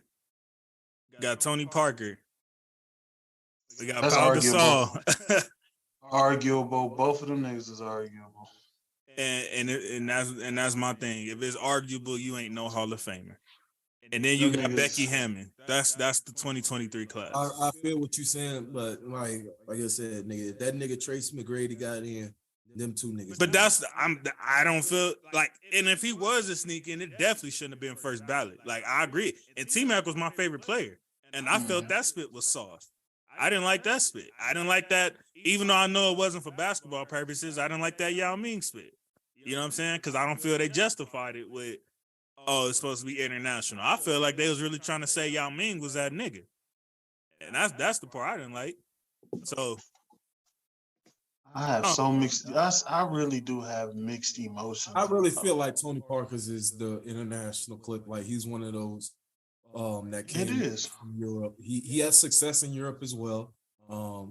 So I feel like. So if you take away his NBA career, does he get into the Basketball Hall of Fame?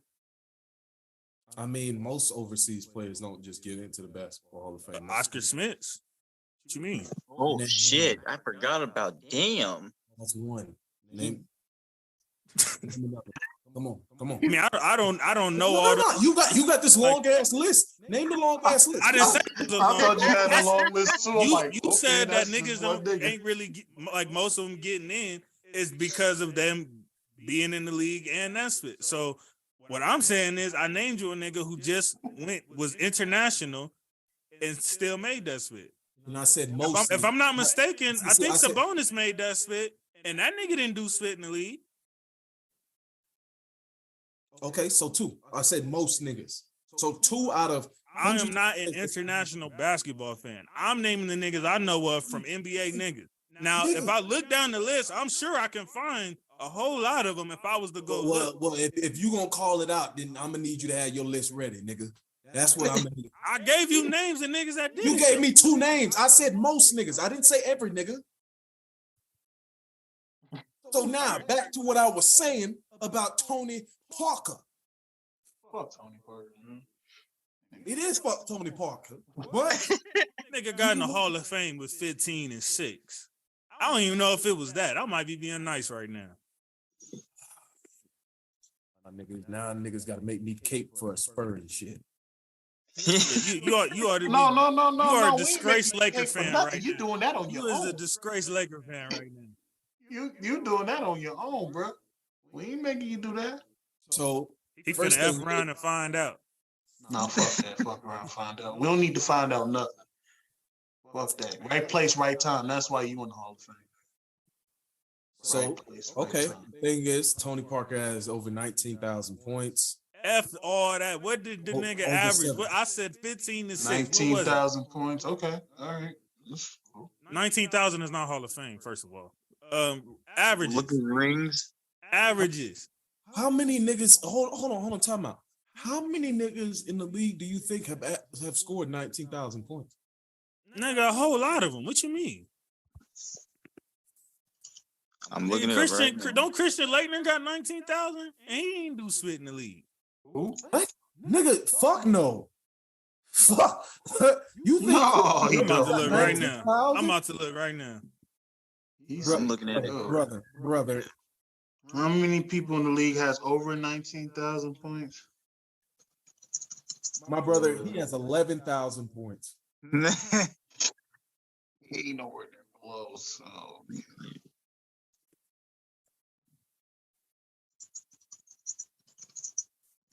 Kevin Durant has 26,000.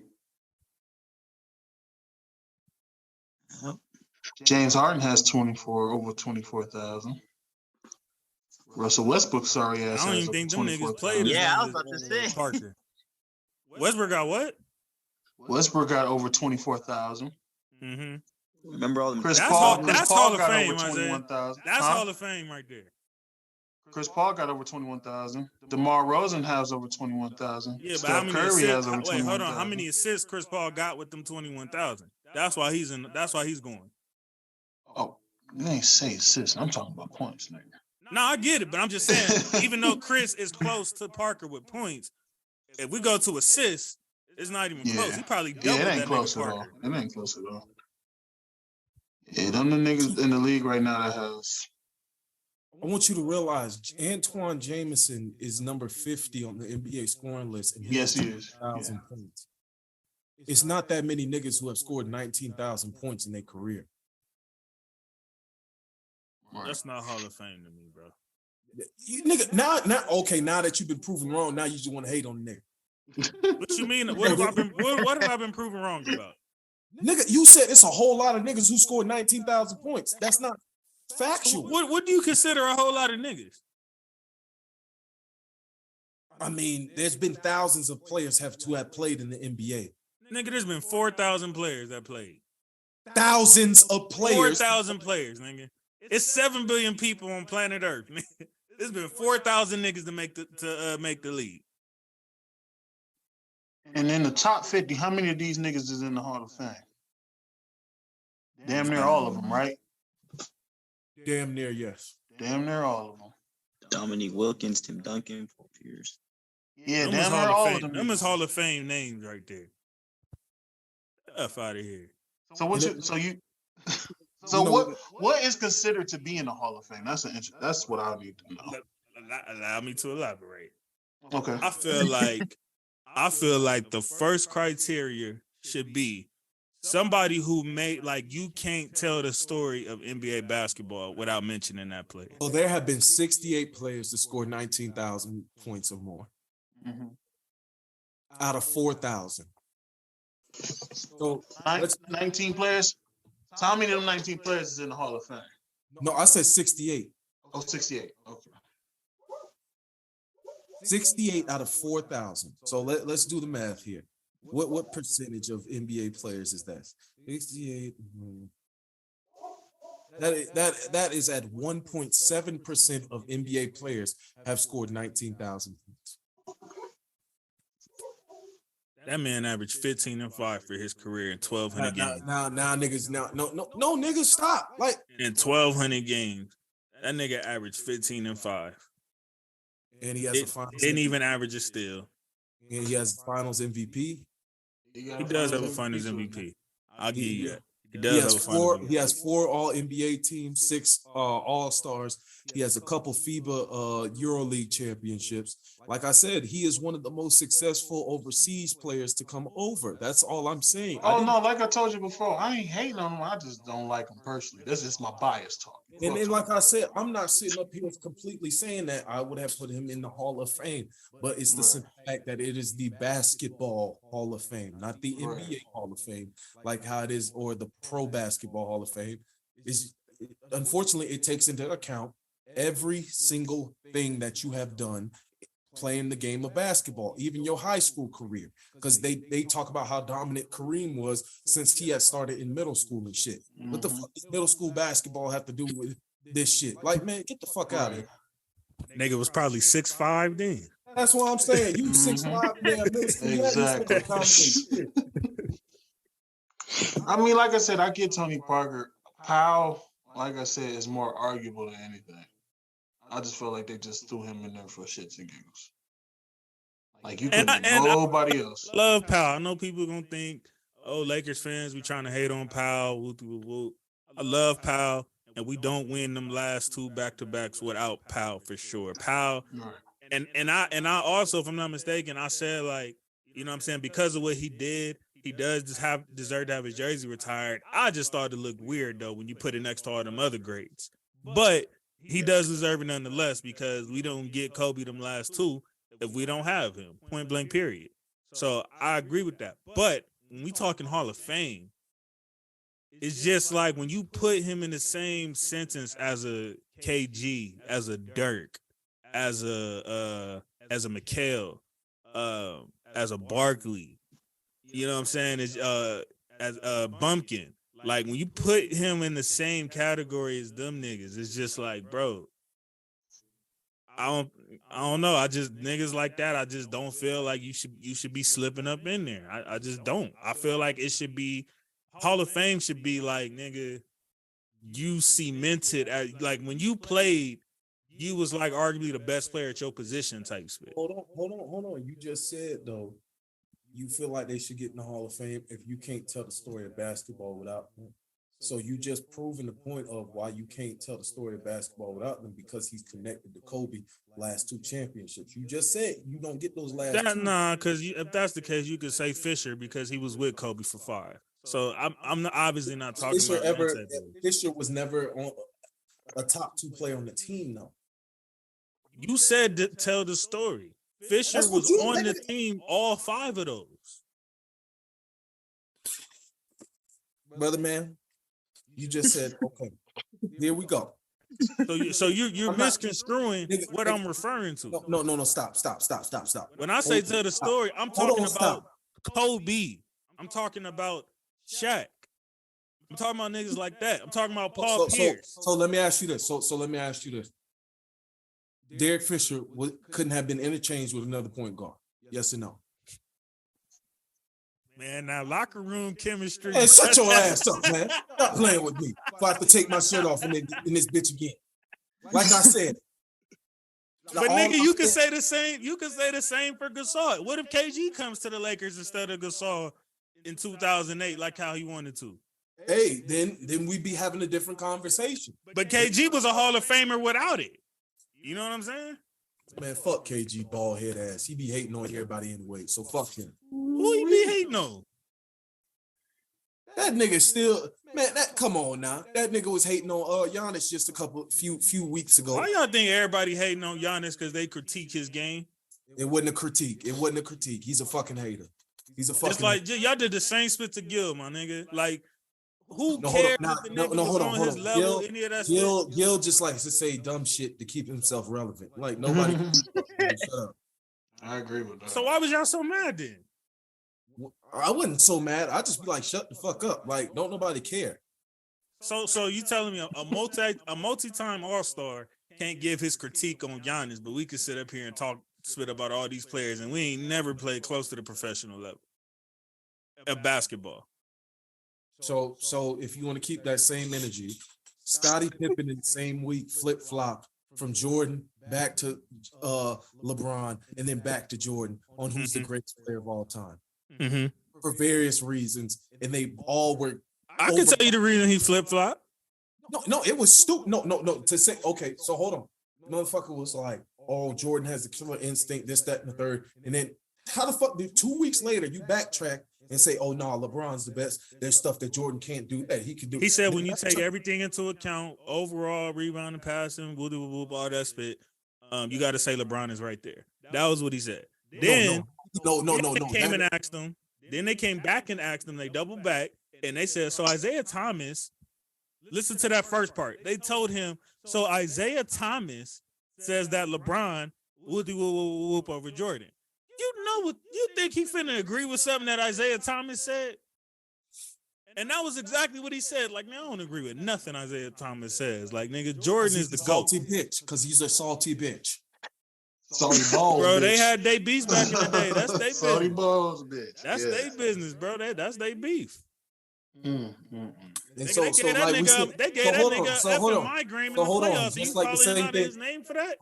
Hold on, just like the same thing that they all salty bitches, all three of their asses. Jordan, IT, fucking, they all salty as fuck. Get over it, nigga. Yeah, I ain't never. Only beef close to being going this long is 50 and Ja Rule. Other than that, I can't think of nobody's beef who lasted this damn long. Right. So, but like, okay, so another point, just like Shaq, when he was sitting up there talking about something, if you don't average, I don't know who you are. Nigga, what the fuck? Nigga, you an NBA analyst. Nigga, shut your, what the fuck? Hey, that is funny, though. Like, shout out to Shaq. Come on, man. Fuck Shaq. Make these niggas step their game up, nigga, so they can be on my radar. I help with that, Shaq. Shout out to Shaq. Man, that nigga don't know ball. You say what?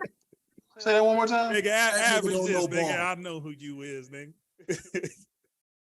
You see, he apologized to Christian Wood when that nigga was actually doing something. Now he probably ain't seen Christian Wood name in a minute because that nigga ain't doing shit. Step your game up, nigga. Yeah. Christian Wood low key's been a little quiet the last couple of weeks. Well, a little quiet this whole year. He's been a bum the last 2 weeks. Say it. Nah, that nigga been quiet this whole year. Fuck that. What y'all talking about? No, for real, that nigga have a game every here and there, nigga. And what's crazy? Isaiah Stewart has some good games, nigga. You have 11 good games out of 82. That's good. What's crazy too about Christian Wood is when they played what game did I covered the Wizards and Dallas game Saturday that went into overtime 132-130. Christian Wood had an opportunity to put that game away, but his at the free throw line first, he had the first opportunity was to tie it, and he missed both of them. If he didn't get fouled on that last possession, thank God he made one of the two. But I was like, dude, you're missing key free throws. You need this. I think he's shooting like Andre. If I'm correct, people want to blame Kyrie and Luka for how they play. Andre. Like Christian Wood is supposed to be anchoring that team. Andre, I like you a lot. You cool peoples. I would be honored to meet you one day.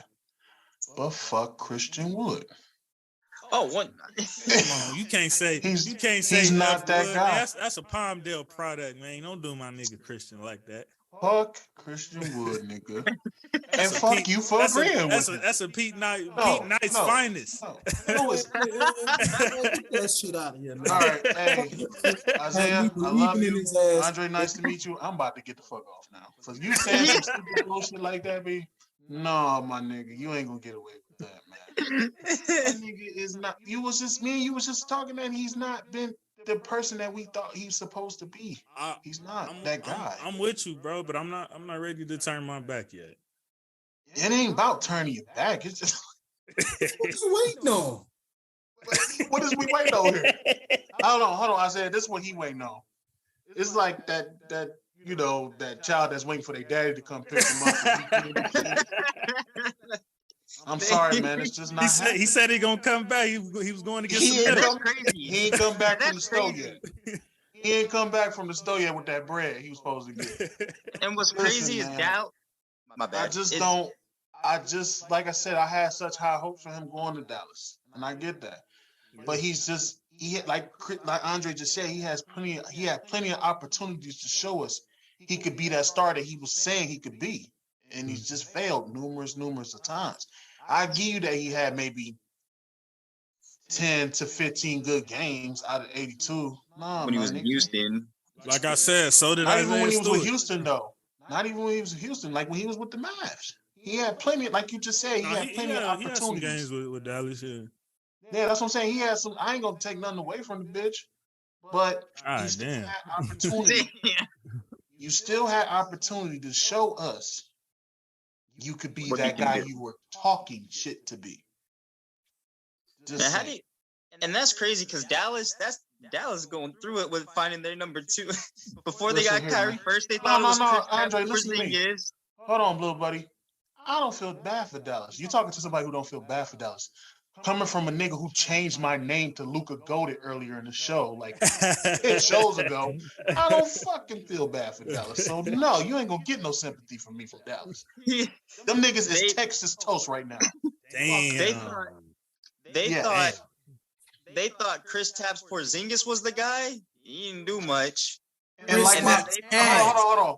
Like my little brother said in one of them episodes. Nah, Isaiah had one of the most popular clips on the pod going at Kristaps. I ain't gonna cap. I still watch that clip from time to time. I watch that clip from time to time just to remind myself that Porzingis is not that dude. He's not that dude either. And then now that he putting up numbers on a losing ass Wizard squad. He always has done that. He's always done that, bro. You always put up numbers on losing on a team that's trash.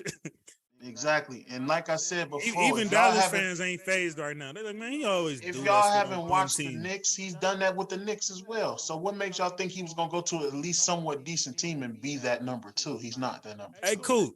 Can you do me a favor, bro? Mm-hmm. Can you today embrace yourself as officially finally having a team and embrace them Knicks, man, as a true New Yorker? No. Can you do it? No. Can you get you a team, brother? No, bro. It's not gonna happen. He said, not that. I'm sorry. JC, it's like shitting in the wind. It's not gonna work. Damn. Not gonna work. I mean, like I said, I love the way they. You got a soft spot for him though, but you won't. Yeah, of course. Like I said, a true New Yorker, I got a soft spot for him. But do you have a team in every other sport? To a finals, huh? Do you have a team in every other sport? Oh, like you got a football team, you got a college basketball, you got a college football, you got a baseball, you got something for every. You just like my pops, bro. Same here. You are just like my pops. He got a team for every single thing except the NBA, and he know basketball 100 times more than me. And this nigga still refuses to pick a team. Well, shout out to Pops though. but you know what though? NFL team Falcons, college basketball Tar Heels. College football, Florida State, baseball, Braves.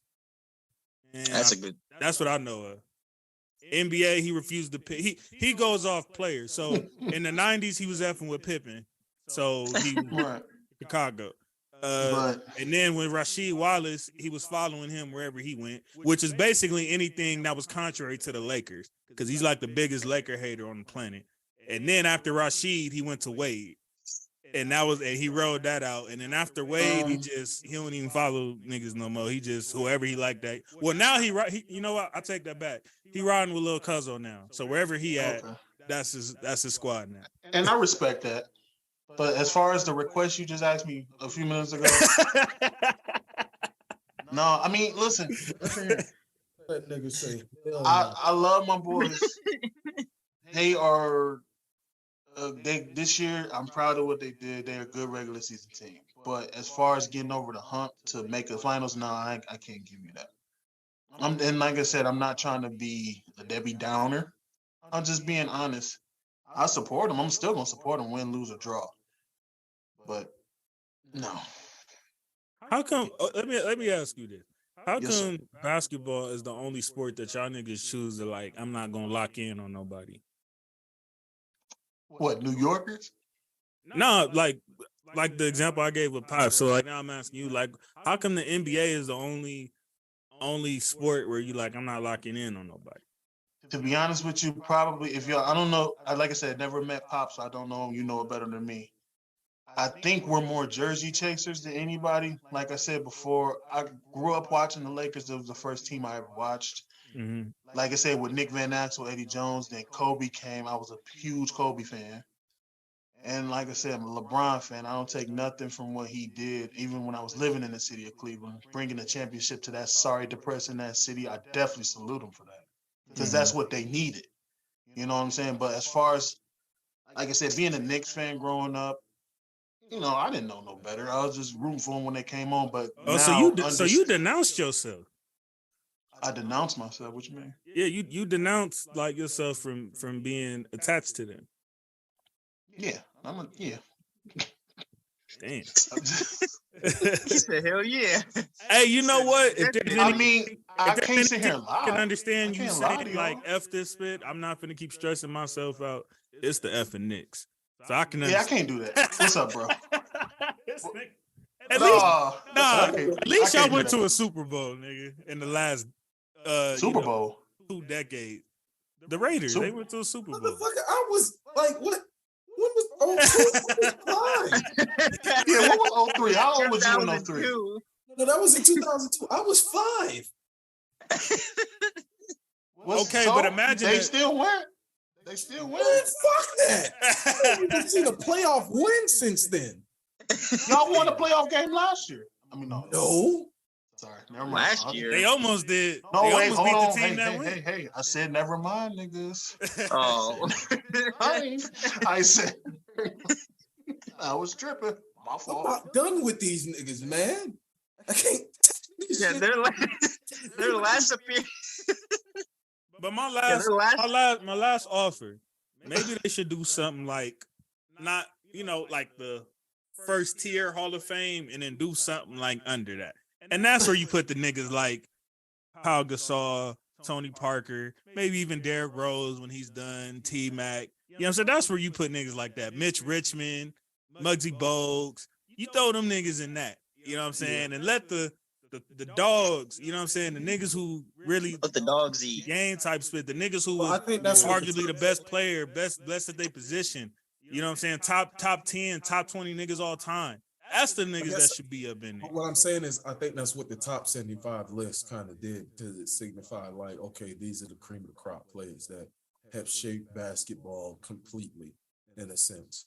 Because there were some older players that we wouldn't have recognized on that list, but they did shape basketball heavily. Man, some of them niggas, that spit when they didn't even have a shot clock, my nigga. I don't know about this spit. They still shaped basketball and were the greatest players of their generation. They played what they had, bro. It's just, if they wouldn't have played like that, basketball would not be where it is today. I feel it it had to evolve. Every sport went through it, bro. Baseball went through it. Basketball went through it. Football went through it. Shit, back in the day, they didn't even throw the football. It was straight wing T, and we just gonna run that bitch down your throat. Mm-hmm. Soccer went through it. Hell, tennis went through it. Tennis definitely. Rugby went through it. So it's just these sports evolve. Like, yeah, we look back at these games and be like, "Oh, that shit was trash," and all of this and all of that. Nigga, they didn't really have a set way to play the game yet, my nigga. They was just going with what they had. So I got to show respect to the people who came for me because they molded the game into what I love it to be today. Yeah, they paved the way. They Tier paved the way 2 for Hall of guys Fame. like LeBron. That's where I'm at with it. That's and that's matter of fact, that's what I'm gonna start. Naming niggas now. You in the tier 2. I'm gonna make my own damn Hall of Fame. Some of them tier 2 niggas got you. Coop, you remember when I know Isaiah ain't seen that nigga ain't got his black card. You remember on Baby Boy? Oh, I've seen Baby Boy, bitch. Yeah. Oh, fuck you. Yeah, I saw it just last year, whore. Yeah, so fuck you, bitch. No, you remember when that nigga Pete was like, I'm gonna call y'all unstable creatures. Unstable creatures. That's what I'm gonna do with these niggas. I ain't gonna say you in the Hall of Fame. I'm gonna say you tier 2 Hall of Fame. That's what I'm gonna do with these niggas. I ain't gonna call y'all the B word just yet. Shout out, he's like tearing me up, cuz. Shout out to Pop, shout out to Wade, shout out to Dirk. Y'all more than deserve it. I can't speak on Becky Hammond because I'm not very educated on that, but I would assume. Okay, yeah, I heard she ain't spit, but I wasn't gonna say it because I don't know. But Dirk, Wade, Pop, shout out to y'all. Y'all more than deserve it. Y'all shaped the game of basketball. y'all basically been around my entire childhood, nearly. And For real. you know what I'm saying? Big shout out to y'all. Wade, third best shooting guard of all time, in my opinion. Dirk, I'd have to have a matter of fact, let's have the conversation. Where does Dirk rank all time power forwards? Ooh. So you got Duncan. Dang, that's a good one. Whew. Let's talk about it. I'm gonna stay out this one. Ooh, fuck. I'm gonna stay out this one. Nah, Coop. I ain't got nothing to do with it. Matter of fact, hold on. Coop. Don't run now, nigga. There you I'm go. gonna be bold. I'm gonna be bold. I'll see y'all later. Bold. Fuck that bald nigga from Minnesota and Boston. Dirk over that nigga, man. Dirk over KG, man. Oh, you out your damn mind. Out your damn mind. I ain't know I'm out my mind. I ain't out my mind. He didn't have to go. To me, I got him second. Link up with. I got KG second all niggas in time. Boston. He ain't have to go link up with niggas in Boston. Hold on. I had to come back for that one. I hate Boston as much as the next man, but you gotta give that nigga KG. I got KG second, bro. KG a bitch. I ain't gonna say second. More so for the Minnesota days, but I can't say second. That's when KG was like running the floor, yin niggas, diamond niggas, all like he was doing it all, bro. He was one of them type of point forwards before we had point forwards. And people do seem to forget when Kevin Garnett Stick joined, up for your guy, Dre. Stick up for your guy. Go ahead. Yeah, people seem to forget, like, when he went, yes, he did go to Boston where he had players around him, but when he first got there, the Celtics were coming off of being dead last in the season, 60-plus losses. Nigga, that's what don't matter when you add Ray Allen and already got Paul Pierce. That's what went out the window. Same thing I said about Miami. They wasn't that good before Bron and Bosh got there, but once you add them two niggas, don't none of that spit matter what happened before. And the cool thing is, granted, Lakers got them back in 2010, but shit, KG can walk around and said, I beat the Lakers. We beat the Lakers and got a ring. Yeah, I got my ring. And he ducked the smoke in 09, nigga. Oh, you gonna talk about that now? He didn't want that run. That nigga didn't want that run back though.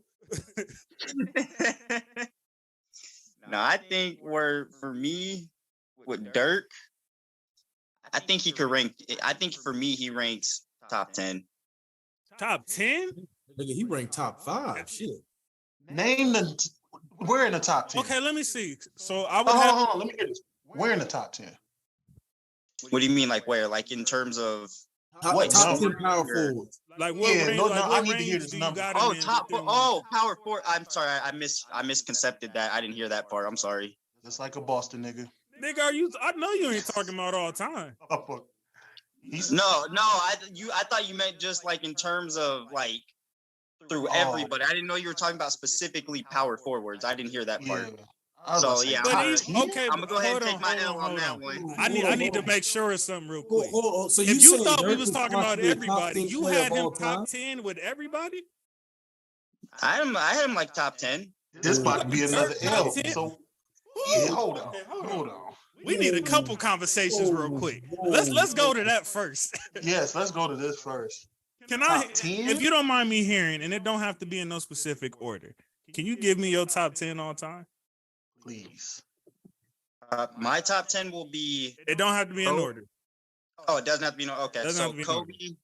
For me, Kobe, Ray Allen, MJ, Pippen.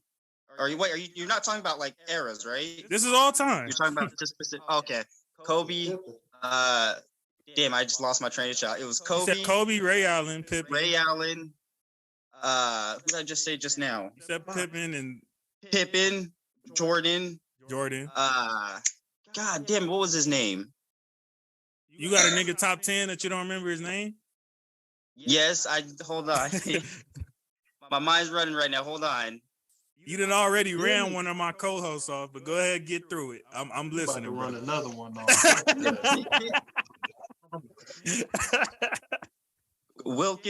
Dominique Wilkins. Five.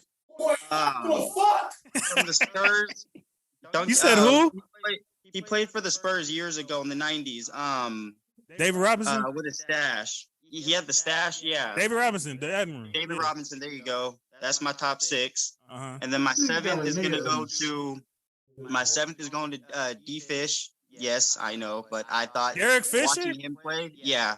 Okay, yeah. No. No, we're done. We're done. Yeah, we're about Yeah, to we're end. done. We're done. We're I was done. That's being, my top We're 8 done. at I least. was We're being done. real We're timid, done. bro. Yeah, We're this done. this list over with. So I see The why you one- got Dirk top 10, but we gonna go ahead and And did you even say Dirk at all in that bullshit He didn't say list Dirk you just yet. said? Once He he did? said Derek Fisher, nigga, I am done with that list. I think Derek Fisher was I thought he was a pretty solid guy. I thought he, in terms Pretty of solid scoring is not points top. and, Do you understand top 10 all time means all players who ever played in the NBA?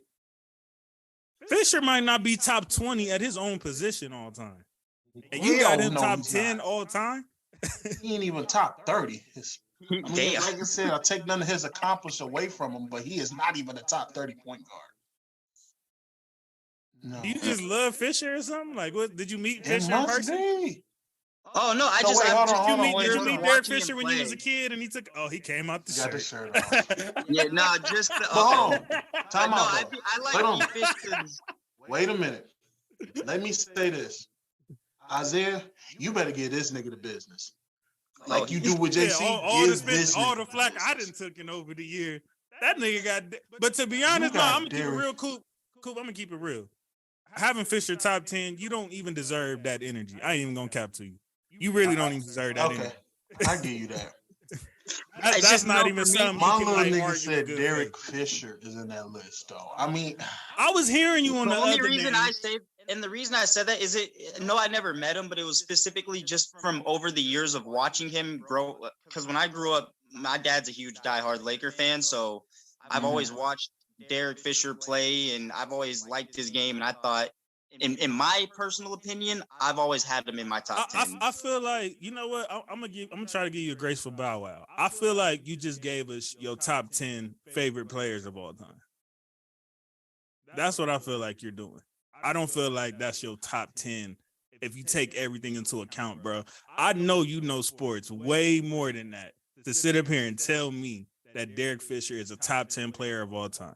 The other ones, I was going to try to, you know what I'm saying, tweak. And the reason I let you keep going is because I feel like niggas like Isaiah is arrogant. They feel like if your top 10 players ain't the same top 10 players as theirs, that you don't know basketball. So, and I'm not saying order, Oh shit! but This the shirt really is consensus off. of players. So I was giving you a pass when you was saying niggas like Neek and Robinson and all of that. But once you got to Fisher, I'm not letting you finish that, bro. And I feel like at that point, you're naming Young your boy. favorite top 10 all time. young boy, you ain't Do getting you no want pass to from try me. again and actually give us your top 10 players of all time? Because there's no possible way you could argue Derek Fisher, as Coop said, a top 30 point guard of all time, let alone a top 10 of That all nigga players of all ain't time. top 50 point guard of all time. That nigga Damn, you average. putting him way down there. That nigga, bro. I appreciate Fish for the 5 rings. Absolutely. That's why I'm not going to get too Yes. disrespectful. I take nothing from the 5 rings. There is no way you gonna tell me a nigga who averaged 8 points on 40% for his career. Oh, but when I said that about Bill Russell, nigga, you niggas had a problem. No. When I said that about Bill Russell, you niggas had a problem, no. No nigga. The issue is not Bill Russell right now. The issue is not Bill Russell right now. No. The issue is not Bill Russell right now. The issue. No, I'm just showing how the nigga contradictory though. No. He listed that points on 40%. This is one of them I said that about a situations where center. Nigga had a this problem. is one of them. No. This is one of them situations where just sit back and listen. Bill Russell ain't got nothing to do with this. They ain't got nothing to do. I just want to say Secondly, that real quick. Secondly, Bill Russell was one of the best defenders of all time. Secondly, one of the best rebounders of all time. And Derek Fisher, one of the best winners of all time. Right place, right time. Right place, right time. They ain't got nothing to do with winning, man. It's right place, right time. These two niggas here. I don't know what to do with them. I guess that's the show, Andre. I don't know what happened. You did something. You fucked it up. I had to log out and log back in to make sure I heard this motherfucker correctly. You heard him correctly. You heard that nonsense correctly, little bro. I heard him correctly. I wasn't tripping. You wasn't tripping. You wasn't tripping. Look, man. Right place, right time. Let me explain something real quick. Your quarterback right now is one of the most winningest quarterbacks in the past decade, right? Garoppolo? Yeah. Okay. So that's all I'm talking about. It's not about what he did, what he didn't do, all of that shit. I just said winningest. That's it. And if you look at the most winning thing list, I'm pretty sure Fisher is top 10 to top 20 up in that. Hell no, he's not. I'm pretty sure he is. Pull that list up for me. You know who's on that top 10, top 20 list? Who? Damn near everybody who played with fucking Bill Russell. Yeah. Yeah. As far let me say this. And the before Spurs we get players. back to the fuckery. To answer the original question, which led us to all this craziness, where you going, little bro? I gotta go get my shirt. I'm going to get a shirt. Yeah, because you know my daughter gonna watch this, so yeah, please put your shirt back on, please. But Dre, am I correct in that? Was that your top 10 favorites, or are you doubling down on that? Fisher, you think it's Fisher's top 10 all time of all players? No, I think. Or did you just have a personal connection? I thought no. I think it was just some because I've watched him over the years. I think so. What I'll do. Saying you never really sat down and said, you know what? Taking everything into account, these 10 players right here are. You know what I'm saying? These are the top 10 best players of all time after taking everything in consideration. You saying you never sat down and did that? No, I've always kind of based it off. I've never really looked at it that way. I've never really had like I want you to do me a favor because I believe you because you, to be honest, and these niggas might not like this, but honestly, I think you know like overall sports probably better than all of us. Like you a real sports junkie, my nigga. That's what I'm saying. I've seen articles. Yeah, I'm gonna give you the benefit of the doubt on it. So I want you to come back, bro.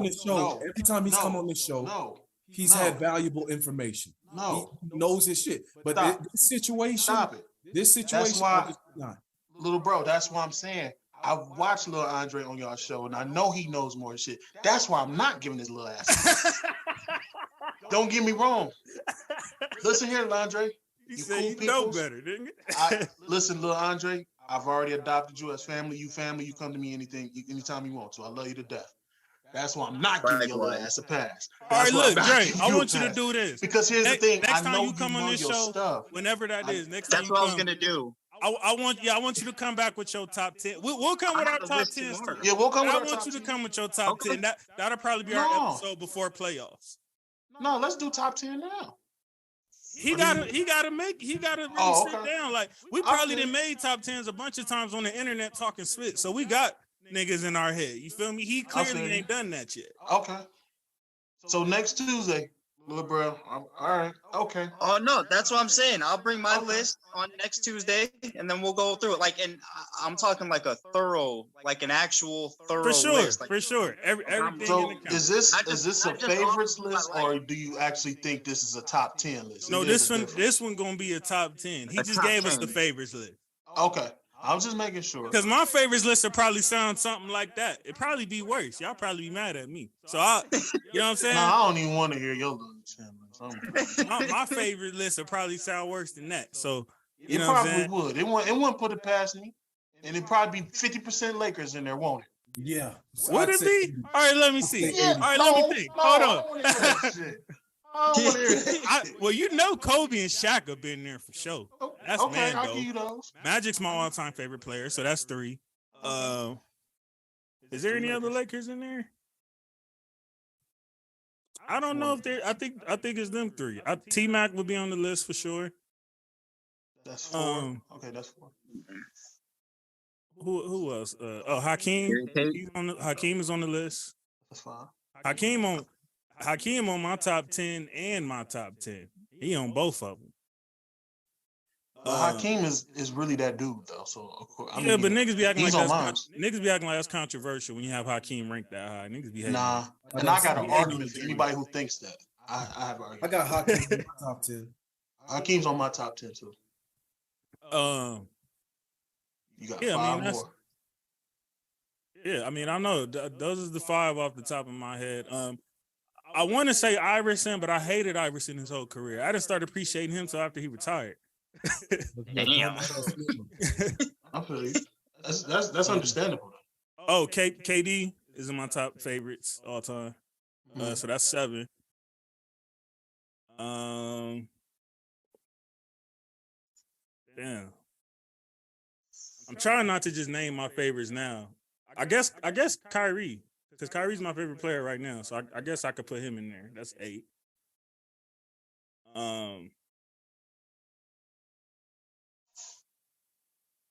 This might be a weird one, and this might change later, but I feel like Klay is like the prototypical perfect NBA player in his prime. That's because he is. He's like the best two-way player I've seen in a long time. Like I feel like he's like one of the only players in the league that literally fits on any team. It don't care what type doesn't matter. That's why when you said Dwayne was like the number 3 shooting guard of all time, I feel like Klay could probably be up there too, like top 5 at least, in my opinion. Over Iverson, over Harden, over what? I could put Klay over Harden. Yes. No, that's wild, bro. You don't think so? I hate Harden too, bro. But come on now. I hate Harden too, bro. But like, let's be for real, bro. Nah. Okay. We'll talk about that another time. Yeah, we'll say that for another. we'll say that conversation. That's a whole nother. We got to come back with the top 10s and spit anyway, or we'll say that for off-season material. Let me put that in my notes. Klay we could talk about top 10 and week. Isaiah might hate me for this too, but I ain't gonna lie. Back at that time, I hated Harden so much that before the 37-point season and all that, I used to argue Klay over Harden at the time. So I was one of those two. But as far as all time, and me, looking back, now that his career is probably winding down to an end, I wouldn't do that to him. But I got that in my notes though. So one more thing before we leave that topic. Is Dirk over Duncan? No. Is Dirk over KG? Yes. Y'all got him over KG? I do. No. Is Dirk over? I have my top, I would say, I'm gonna just list top 5 power forwards to me. Okay. Tim Duncan's number 1. I'm going to say Karl Malone's number 2 because of his points. Pat Malone. You put Pat Malone up in there? Yeah. Who you putting up in there? I put KG. Nah, I'm effing with you. He top 5. He's still KG. I put KG number 3. That's not a bad top 3. All right, let me hear the last 2. And I put Dirk. I put Dirk number 4. Uh-huh. And y'all might disagree. I'm gonna put Giannis number 5. Oh, I forgot about Giannis. They're my top 5 power forwards right now.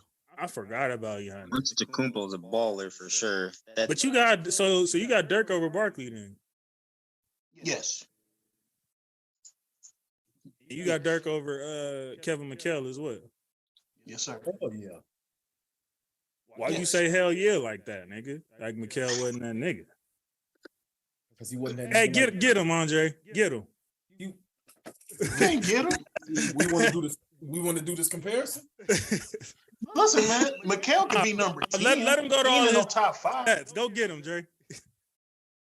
That's all he finna do is go to his little stat. We don't care about none of that. No, McHale was don't do it, Dre. On that block, nigga. Don't do it, Dre. Don't you do it, Dre. Does he have what? Don't do it, Dre. Oh my gosh, this nigga. By the way, I got Dirk over McHale. I just didn't like that easily spit. This nigga over here. Wait a minute. Hold on. What you mean easily spit? We not taking none from McHale. I put McHale in like top 10. He number 10. Isaiah said easily. You just said yeah. You feel me? And kept it pushing. That nigga said easily with a scrunch on his face. Okay. 3 NBA titles, one. You know, he got 6 defensive. You know, what 2 6 men of the year. What Mikal shoot and hold on, Mikal was hold shooting on, hold on, hold on, 55.4% I from got the y'all. field. I got y'all. Fuck that. So He is got good numbers. Mikal a Hall of Famer? Yes or no? 55.4 Easily. field goal percentage. Very comfortably, nigga. What is you talking about? Very comfortably. Easily. Wait a minute. Hold on. You say that? Very comfortably, right? You say that Comfortably, easily, right? But the crazy thing is, him and Pau Gasol have similar stats, my nigga. Nah, Gasol didn't do what Mikal did though. I don't give a What the damn fuck you about. I mean? don't give a damn about no empty stats. I don't give a f about no empty stats, Oh, nigga. now You it's was empty trash stats. most of your career. Now it's empty stats, but Give your a ass damn is just about up that here saying that 15 and 6. The only difference is he got one NBA title over get you in the Hall of over it. Fame. Shut up, nigga. Stop changing the narrative, nigga. Nigga, Gasol had empty stats, nigga. Grizzlies was hot trash, nigga. Empty stats. Like I said, empty stats, nigga.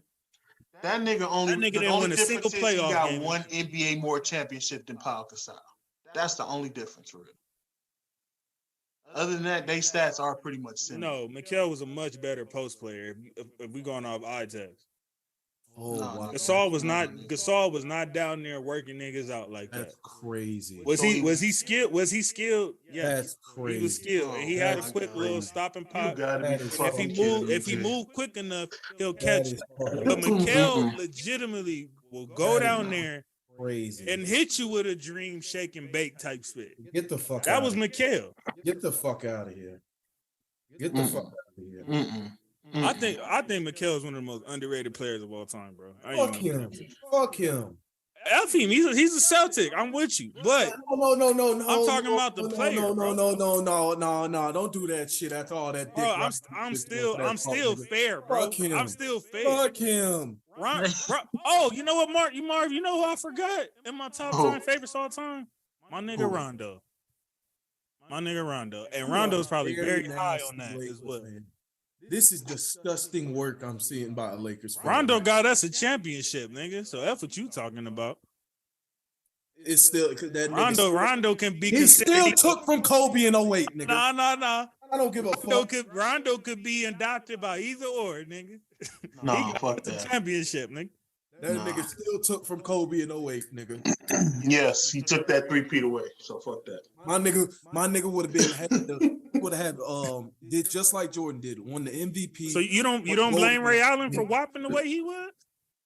I blame all the Celtics for that. Exactly. Thank you. My nigga Kobe could have been a part of history. So Rondo didn't make up for it by making sure that we got to made a finals Hell no. for championship. And No. Man, fuck no, man. Come on. I keep telling you that shit. No. He didn't. Oh, that's cold. That ain't cold. That's the truth. That's the truth. That's not cold at all. That's I ain't forgiving that nigga. And Rondo, the only Celtic I named in my top 10. You act like I had 3-4 Celtics or something. I don't give a shit. Fuck that. Yeah, like I said. Nah, man, but I ain't gonna lie. I used to feel so terrible that Rondo was one of my favorite was my favorite point guard when he was in his prime.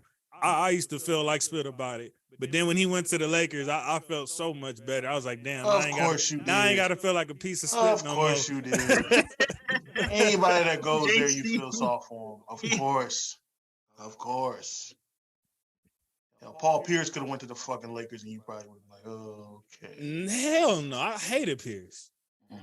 I hated Pierce as a player. That nigga would have won you a championship. You would have been saying shit. Nah, I would have been like, Cap like a motherfucker. Hold on. Hold this cap for me, nigga. The same way I feel about Dwight. I never messed with Dwight. So, but he won us a ship. I'm like, all right, good looking. And I kept it pushing. But with Rondo, that relationship was different. Oh, really? That nigga got some of the greatest dimes I'd have never seen in my life. I agree with you on that. I agree. And to wrap this up, Dirk is not better than Barkley. And Mikal can definitely be argued. And we can move on. No, it's not. Mikal can't be argued. When them two niggas have the same fucking stats, they could be 10 and 11 for real. Hey, but Coop, to keep it real though, other than Duncan, I don't think any of them niggas is better than Giannis. I ain't gonna cap to you, bro. That's why they top 5. Giannis deserves to be in the top 5. I think Giannis is over all them niggas except Duncan yet, and that's just because he ain't got the accomplishments yet. If he gets those, if he can get up there and stats and like, I mean, yeah, okay, yeah, I ain't gonna say that. You're right. I think the stats is gonna be there. I think that he The needs stats gonna be there. He I needs think if he win another championship, he'll definitely be arguably top 2, in my opinion. So you don't think he is right now? Yeah. I mean, like I said, I put him at number 5 because, like I said, I can't take nothing away from KG. I can't take nothing away from, like, you know, Dirk, you know, especially all he was accomplished. I can't take nothing from that. That boy dropped a 50 piece in an elimination game, though. Closeout game. I mean, it's just the fact of what they did. You know what I'm saying? It's just, Karl Malone could be in the top 10, number 6.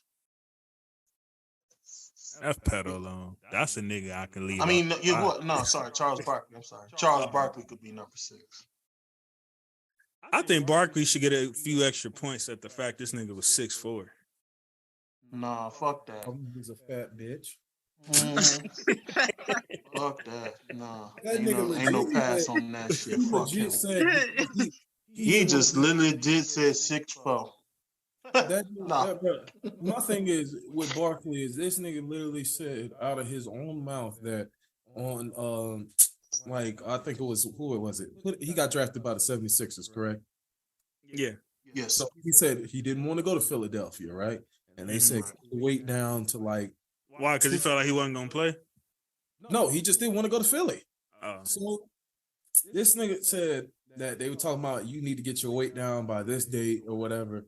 This motherfucker said every night he went out to the restaurant getting like a full slab of ribs, side of wings, extra. Alabama boy, man. You ate a whole cake by yourself. Fuck a whole cake. You ate a whole cow by yourself, nigga. Thank you every night. That bastard. Fuck that. He's sitting up there. And hold on. And I'm a person who agrees that Luka needs to take his physique more seriously. But you got the nerve to be critiquing Luka on his physicals and shit, and you was out there weighing what 6'4", 290? Man, come on. What players said about Barkley and why he was so successful against them, even though he was small, they say he had like real wide like shoulders, and that's why they changed. And that's why they changed that one rule where you can't back to the basket for more than 5 seconds. That was because of Barkley. Because that's what that nigga used to do. And then before he hit you with his little spit, but he'd be in that position for a minute. And he was doing, and I always say, like, niggas that can get a rule change, I ain't gonna cap. Like, you was that nigga. Niggas that get a rule change from Shaq, Barkley, Iverson, niggas like that, you got a rule change. You was that nigga. I ain't say he wasn't that nigga. I said he was a fat bitch. Yeah, which he is. Fuck him. He lucky he in my top 6. I mean top 10. He said he's lucky. Fuck Charles. Speaking of power forwards, we got one that just announced his retirement yesterday. LaMarcus Aldridge. Oh, really? Yeah. Wow. He officially announced his retirement for the second time. I ain't gonna lie to you, I forgot he was even in the league. Well, he had the I think he had the blood clot situation or some type of life-threatening. It was something that happened where he had to retire the first time. He attempted to come back, but I guess it wasn't working out. Didn't you go to where do y'all like have his legacy shaped when you think LA? I feel like he was one of those Blazer players that really got some motion going in Portland, if you will. I mean, he was a good post player. I mean, he wasn't absolutely great, if you will. There was some shortcomings here and there, but he was a very good player, really good player. I wanted him to come to LA back in what that was. Yeah, I remember. Yeah, when Mitch Kupchak gave that lousy, pathetic presentation. Yeah, I remember that. Yeah. So I mean, I have no complaints on how his career played out. I mean, he was a good player. I feel like at one point in time, LaMarcus Aldridge, in my personal opinion, I had him as the best power forward in the league at one point. You can make I think it was like at least a couple. No argument there. No argument there. Absolutely no argument there at all. Like I remember that playoff run when Dwight and Harden and all them was in Houston, and he gave them niggas 40 back to back in the playoffs. Mhm. That's crazy. That was one of the best playoff series I've ever seen. With just a post fadeaway at that.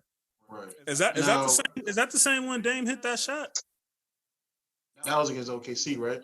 No, he had one against them too, but he had another one against on Parsons on Houston. Like I think it was like his first or second year. I think that was the same series. It may have been. Yeah, I think that was the same series. As far as like LaMarcus, right in Parsons' eyeball. Why that nigga be trying to talk these days, nigga? Tell that nigga pull that clip up. LaMarcus, like I said, I take nothing from him. He's definitely like he's in the top 50 with this the scoring, like number 44, I think, and like the scoring list. 7 All-Stars. I take nothing from him. I didn't even know he was top 50. That's crazy. In his position, I give him top 20, number 20, especially like the career he's had. I take nothing from him, but I think that's honestly fair. I think he was like one of the last like true from that power forward position, like really played that position in the traditional sense. You know what I'm saying? I feel like he was like our last true one before we went like super positionless these days. Yeah, I take nothing from him. He was a hell of a player, a good human being as well, from what I'm hearing. Oh, yeah, definitely. But definitely wonderful career. I wish him the best, and thank for the memories. That's all I can really say. Yeah, facts. I agree. Yeah, that was beautiful, Coop. You know that might be the nicest I've ever seen you speak about a player. He was a good. Nice. He was a good player to watch. He was a solid player to watch. He didn't like too much of the light either. He was very to himself and about the team. Thanks. And he gracefully passed the torch to Dame when he came along. Very gracefully. It was no the biggest at all. Biggest regret is I wish they would have stayed together. Yes. I wish they would have stayed together for real, man. I think they would have made some more noise. You don't think they should have blew that team up so fast? No. Because I remember that was when CJ left. I remember they scrapped the whole after they ended up scrapping a whole starting 5. Everybody except Dame. They scrapped everybody. And CJ wasn't starting at that time. Remember, he was coming off the bench. That's why I feel like that was when they put him in the starting position. I felt like that was an unfair advantage, because injuries killed it. CJ was not in his prime yet. I felt like they didn't give that starting 5 a chance just yet. Yeah. That's why I kind of regret niggas don't remember. Niggas calling Batum overpaid now in the last 4 or 5 years. Batum was that nigga back then. Batum was solid. He was. I agree. Batum was Yeah, Batum. They pretty much had the pieces. I think Nate McMillan, if I'm not mistaken, was their coach at the time. Yeah, Nate was. Definitely Nate was. But I remember they fired that nigga. I think they played like, was it the Knicks? Or it was somebody they played and they got dropped by like 40. They fired that nigga the next day. It was us. I remember that shit. It was us. That was the Knicks. It wasn't. It was I thought I was tripping. It was us. It was us. Yeah. And real quick, I just want to get on a quick topic just for a split second. I don't know how many of you guys really mess with it like that, but so I just want to add my 2 cents on hockey for just a split second. Oh shit, you on your own. Hold on. Oh, I do them all. Hold on. Breaking news. This is the first hockey segment ever on All Grind Sports. So go ahead and let my boy talk to spit real quick. Let me just run something by real quick. So the New York Rangers, they just went and picked up Patrick Kane from the Chicago Blackhawks. They did? Okay. Patrick Kane going to the Rangers is like Tom Brady leaving the Patriots to go to Tampa. Yeah, I was the Boston. Whoa, that's a big deal. Like Patrick Kane been a Blackhawk since I've been in fucking like middle school. Whatever. He won 3 Stanley Cups with them. Everything. So him going to the Rangers, he just really boosted their playoff hopes. Right now, they're kind of on a slick road, and one of the announcers said, "Oh, Patrick Kane needs to hurry up and get with the groove with this team." He is now, but when he first started, he still needed that time and chemistry to build with these guys. Some of those guys are from Chicago, Artemi Panarin and all them. He got with guys, some of the guys he has already played with. But they just now gave the Boston Bruins a run for their money because they just clinched the President's Trophy and are the best team in the league. My pick was literally straight Boston all the way through. But now with Rangers coming in, with Patrick Kane, that's going to be a huge tilt come playoff time. That's going to be a threat to Boston's championship contender. So my prediction this year, it's unfortunately changed. My pick is Boston, Vegas, but for the Eastern Conference Finals, it's going to be Game 7, New York and Boston. That's what it's going to come down to because Patrick Kane is that nigga. I'm going to write that down too and hold you to that sweet. Patrick Kane nigga, is you that gonna nigga. forget about that shit. You ain't gonna be following no hockey. Nigga, I got what, nigga? It's in my notes right now. You ain't gonna be just like hockey. the top 10 that he need to get, and just like you explaining your Clay over Harden take. I got it in my notes, nigga. Yeah, this is gonna be, and now that we're getting towards the end of the season, the only problem they're having right now is holding leads. That's the only thing that kind of scares me right now, and they can't get their power play up on the go. But right now, Patrick Kane is a playoff guy. He does enough to help his team win in the regular season, but come playoff time, he'll turn it up. So I feel like that with him going there, I was like, damn, that's huge for that fan base and for that team. Because by the end of this year, Kane could be walking away with 4 rings. New York, they third in their division, ain't they? Yeah. They're third in the third Metropolitan Division. They just beat Washington. Because the Rangers is the only team I kind of know about. Like, so. I hate to burst your bubble, but he's not getting that 4th Stanley Cup. It's gonna be a parade inside my city. Yeah, I told you, Vegas. It's gonna be in New York, son. I'm sorry, bro. And you know what? That nigga said Vegas gonna get some type of championship this year. Isaiah, New York gonna get that championship. Vegas don't fuck around, man. Vegas is. Come on now, it's coming back. Don't take them. Man. I don't want nobody. Wait, didn't the Aces win already, nigga? Y'all got y'all. I missed that parade. So I need everybody winning championships but the Raiders. I had to work that day. So, also, I want to add one last thing. I can't depend on them niggas. So here's the thing. Let's go Kings. Here's another disappointing part. Shit, my bad. Let's go. I'm gonna get you a ticket because the Rangers is gonna get that, my nigga. Oh! I want to see it happen, partner. It's gonna happen, dude. Fuck all that. And when they win, I'll fly you to New York myself, and we'll have that parade. And another player I want to give incredible ups to is Alex Ovechkin. He's been in the league for a very long time. He's like the LeBron of hockey in terms. This guy is on the verge of doing something no one has ever done. What did LeBron do this year? He broke Kareem's record. Only person to break Kareem's record. There's no way. Now, Alex Ovechkin, he has 822 career goals. Wayne Gretzky has 894.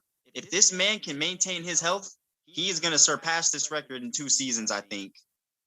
No. He's 30. How old is Ovechkin now? 36, I believe. Shit, he could get it done if he takes care of his body. And this is the 4th year in a row that he scored 40 plus goals. He's on the verge of scoring 50 again, once again. The league leader in scores this year is Connor McDavid with 60. But the problem is with that is every team any player on a team that scored 60 goals have gone out in the first round. Yeah, that's usually does what happens. I ain't gonna lie, that's mighty impressive that Ovechkin can break a record like when you talk about Wayne Gretzky, like that's the Jordan of hockey, bro. Like even if you don't follow, I know that hockey name exactly. Like even if you don't follow hockey, you know who the fuck Wayne Gretzky is. Like we done all seen everybody hates Chris with the Gretzky. If y'all ever want to catch anything with hockey, just check my blog out. I got everything about that. Yeah, that's like that's why I'm so appreciative of being here because you guys are allowing me to get everything that I want to say and let me get it out. That's why I look forward to Tuesdays every day. bro, I'll be asking my manager, can I specifically have Tuesdays off just so I can help with this? So this is exciting, bro. So come playoff time, it's next week as well for hockey. We're gonna be stacked. Well, I know I am between basketball, hockey playoffs. It's gonna be fun. Hey, Do you have next Tuesday off? Yeah, I do. Bring your little ass back. We still got some shit to talk about. Oh yeah, I need that top 10 before playoffs. Oh no, definitely. I definitely do need that top 10. I'll have my list. I'm gonna have my list. Hey Jerry, I got a question though. What's up? Are you how aware are you with, because I know you're a little young, are you aware with the Gucci era in late thousands? Say that one more time, that last part. Gucci Mane. Oh, how do I feel about him? Nah. Did you hear when that nigga said we are this so icy gang tatted like a biker gang? Oh no, I haven't. No. Because I seen all your tats, and that's all I could think about. Oh, this so icy gang tatted like a biker gang. Okay, yeah, you tatted up, young boy. I feel you. My era right there, boy, down south. We fought with the Gucci, but yes, sir, boy. Nigga, Craig score, yes, sir, boy, stop playing, boy. It's a photo shoot. Oh, we made that nigga freeze out talking about the thousands niggas. He was like, I can't. Oh, yeah. All right, KD. I get so sick of talking about non-related KD stuff, man, because that's my guy. Mm-hmm. But I'm sure y'all heard the legacy comment, right? What legacy comment? Oh yeah. Where he's saying he don't care about legacy no more. He just wants to go out there, play. We'll do what we'll and help his team win. Do y'all feel like? Because I feel like KD was on a mission, like how Bron was when he left Miami, to get him a championship. Outside of that, so niggas could quit talking that asterisk spit. Do y'all feel he has given up on that? No. He's secretly trying. He's secretly trying. He's just gonna tell us so we don't put the. He just talking a whole nother game. Mm-hmm. And then okay, so another issue with me from this week about KD. After they played OKC, he was like, they have a whole bunch of guys who are 6'7", 6'8", and can handle the ball and shit. I wish I had that when I was here. Boy, what the fuck is you talking about, bitch? Nigga, what, bitch? In his defense, real quick. No, shut up. No, ain't no in his defense. Shut up. No, fuck that. No. You want to defend that fucking cupcake ass nigga because that's one of your favorite players. I respect KD game. You heard me sit up here on last week say guaranteed 35. Can I just ask one question? No, stop. No. Let me get this out. Just one question. This nigga had Russell Westbrook, James. Can I ask one question? Man, what's the question, nigga? Is Shai Alexander not a better fit than Russell Westbrook for a team? Gilgeous Alexander, Was these niggas up 3-1 on the Warriors? Oh my! Can you answer the question, my nigga? Yes or no? Yes or no? Yeah. Hold on 1 second. To answer your question, JC, you wrong. Like you said, these niggas was up 3-1 on the fucking Warriors. On the 73. Way better talent. So, yeah, you wrong, bro. That's just... Nigga had a defensive player of the year on his team. I'm going to comment on that, though. I don't feel like OKC was going to beat Cleveland, bro. I really don't. So I don't really think it matters if they would have won that or not. Man, that's a personal opinion. You're absolutely right. We'll never know. You had a chance to give us what everybody had been waiting on. But the fact that they blew a 3-1 lead shows that I might have been on to something. It shows that he a cupcake ass nigga who blew a lead and choked. Everybody tried to single-handedly blame Russ for that shit. No, Katie on that shit too. It was both of them. That's why I said it was both of them. I hate how I'm not like and Game 6 Clay. We can blame him too. I ain't gonna lie. Game 6 Clay was crazy. I'm not even gonna lie. I ain't gonna lie. But my nigga ain't in the top though, right? I knew they was probably. It's in the notes, Coop. We gonna get back to it. Talk that shit now. Fuck them notes. No, we need we could do a whole episode on that. Let's do the test right now. We don't need no notes. We already down there been here 3 hours. We don't need no notes. Let's do the test. We could do a whole episode on that. No, my whole thing is to say, I wish I had that when I was here. Like, bitch, you had a very good team, motherfucker. Y'all made it to the finals. Y'all made some Western Conference finals. I mean, I don't agree with him saying that as if like this nigga has some trash team or something. Like, damn, I wish I had a good team. You had a great team, nigga. Y'all just never won. Y'all never figured it out. Like, but I will say this though, KD, if you listening, my nigga, if you want to be forgiven by the public, if you want to get back in good graces with OKC and the consensus fan base, going back over there to OKC with them guys they got that you said you wish you would have had so much. Go get you in with them guys, and I promise you all will be forgiven. Niggas won't even talk about Golden State no more. They won't boo his ass no more. You got another star. You'd have Shy, and we don't know what Shaq gonna do, but you would have at least one other star for sure to go. Them role players are good, bro. Them role players that they got right now. You got my boy Giddy. You got I was about to say Josh Giddey's putting it on too. You know what I'm saying? Going back over there, and all will be forgiven, brother. No, Josh Giddey's been fun to watch. Don't bring your ass back over there. What's the boys? Young Alexander, the walking bucket. Both Jay Williams. Them boys ain't Jalen bad. Williams, yeah, he been going crazy. I'm talking about both of them. They both decent players. That's a good game roster. Okay, see, they're gonna be nice next year. I think they if they stay healthy, I can see them getting in the playoffs next year for sure. Them young niggas is over there saying, "Don't bring your bitch ass back. We got this." I can see Shy saying that for sure. I see Shy saying that. And he's and Gilgeous is like a walking buckets. That man, every time I look at the stat sheet, that man's third. Shy, I ain't gonna lie, Shy is way better than I thought he was gonna be coming in. Oh yeah, for sure. I knew he was gonna be cool. I didn't think he had it to possibly emerge to superstar status.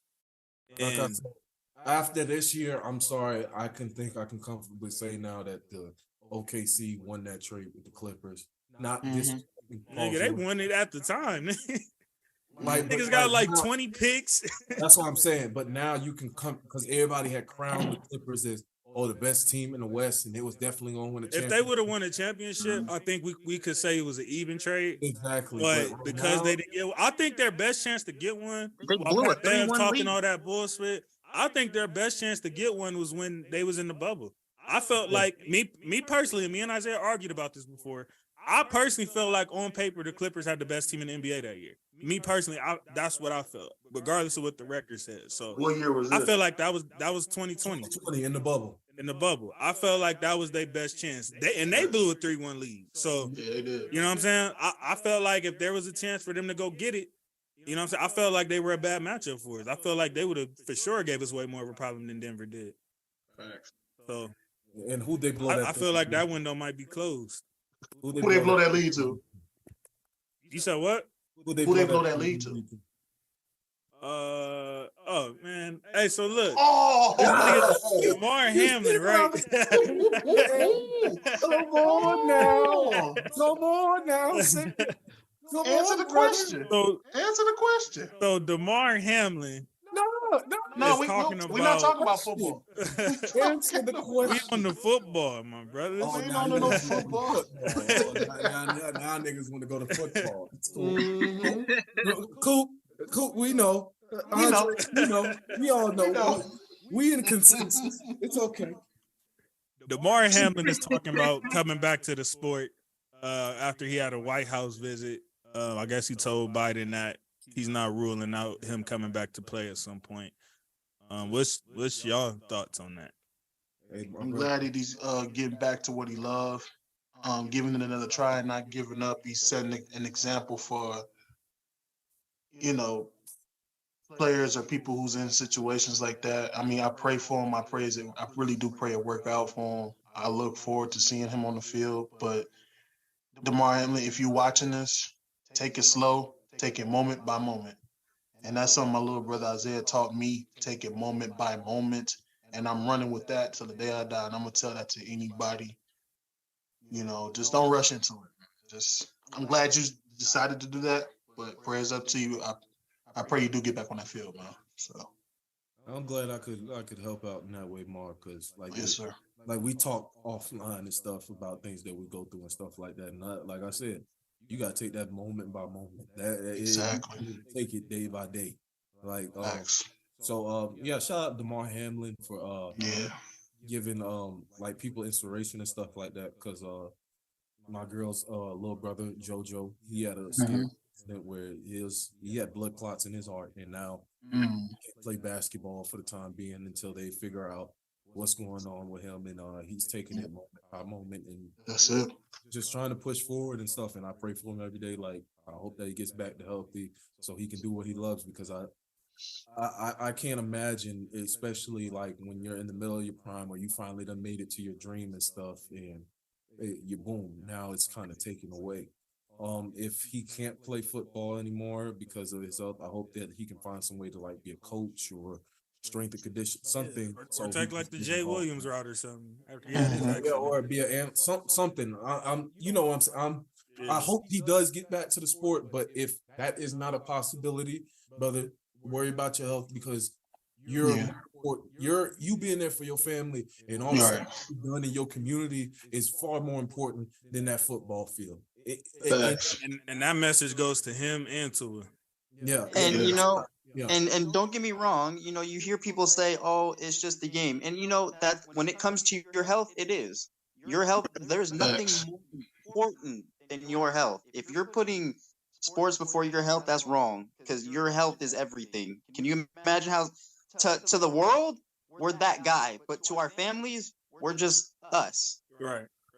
So you gotta understand. You gotta take that under consideration and understand that health is more important, more than anything. Yes. I need y'all best lockdown corner of all time. Darrelle Reeves. He said that fast too. He said, "I know that list, nigga." That ain't no favorite. You saw what he did with the sorry ass Jets. Hey. Oh wait, I forgot. My bad. Hey.